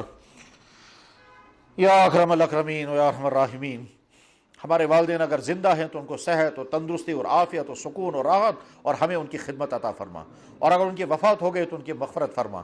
زندہ ہے تو ہم کو ان کا ایسا خادم، ایسا خدمت کرنے والا بنا دے۔ ہمارے والدین کہنا چاہیے ہمارا بچہ اور ہماری بچی ہمارے لیے نور ہے، ہمارے لیے رحمت ہیں۔ ایسا نہ ہو کہ ہمیں اپنے والدین کے لیے مصیبت بن جائیں، ہمارے والدین کہنے میں مجبور ہو جائیں ایسی نافلق اولاد سے بہتر تھا ہم بے اولاد رہتے، مگر گندے اولاد ہمیں نہیں چاہیے۔ یا اللہ ہم ایسی اولاد بننے سے پناہ چاہتے ہیں، حفاظت چاہتے ہیں، ہمیں اچھا بیٹا اور اچھی بیٹی بننا نصیب فرما دیجیے۔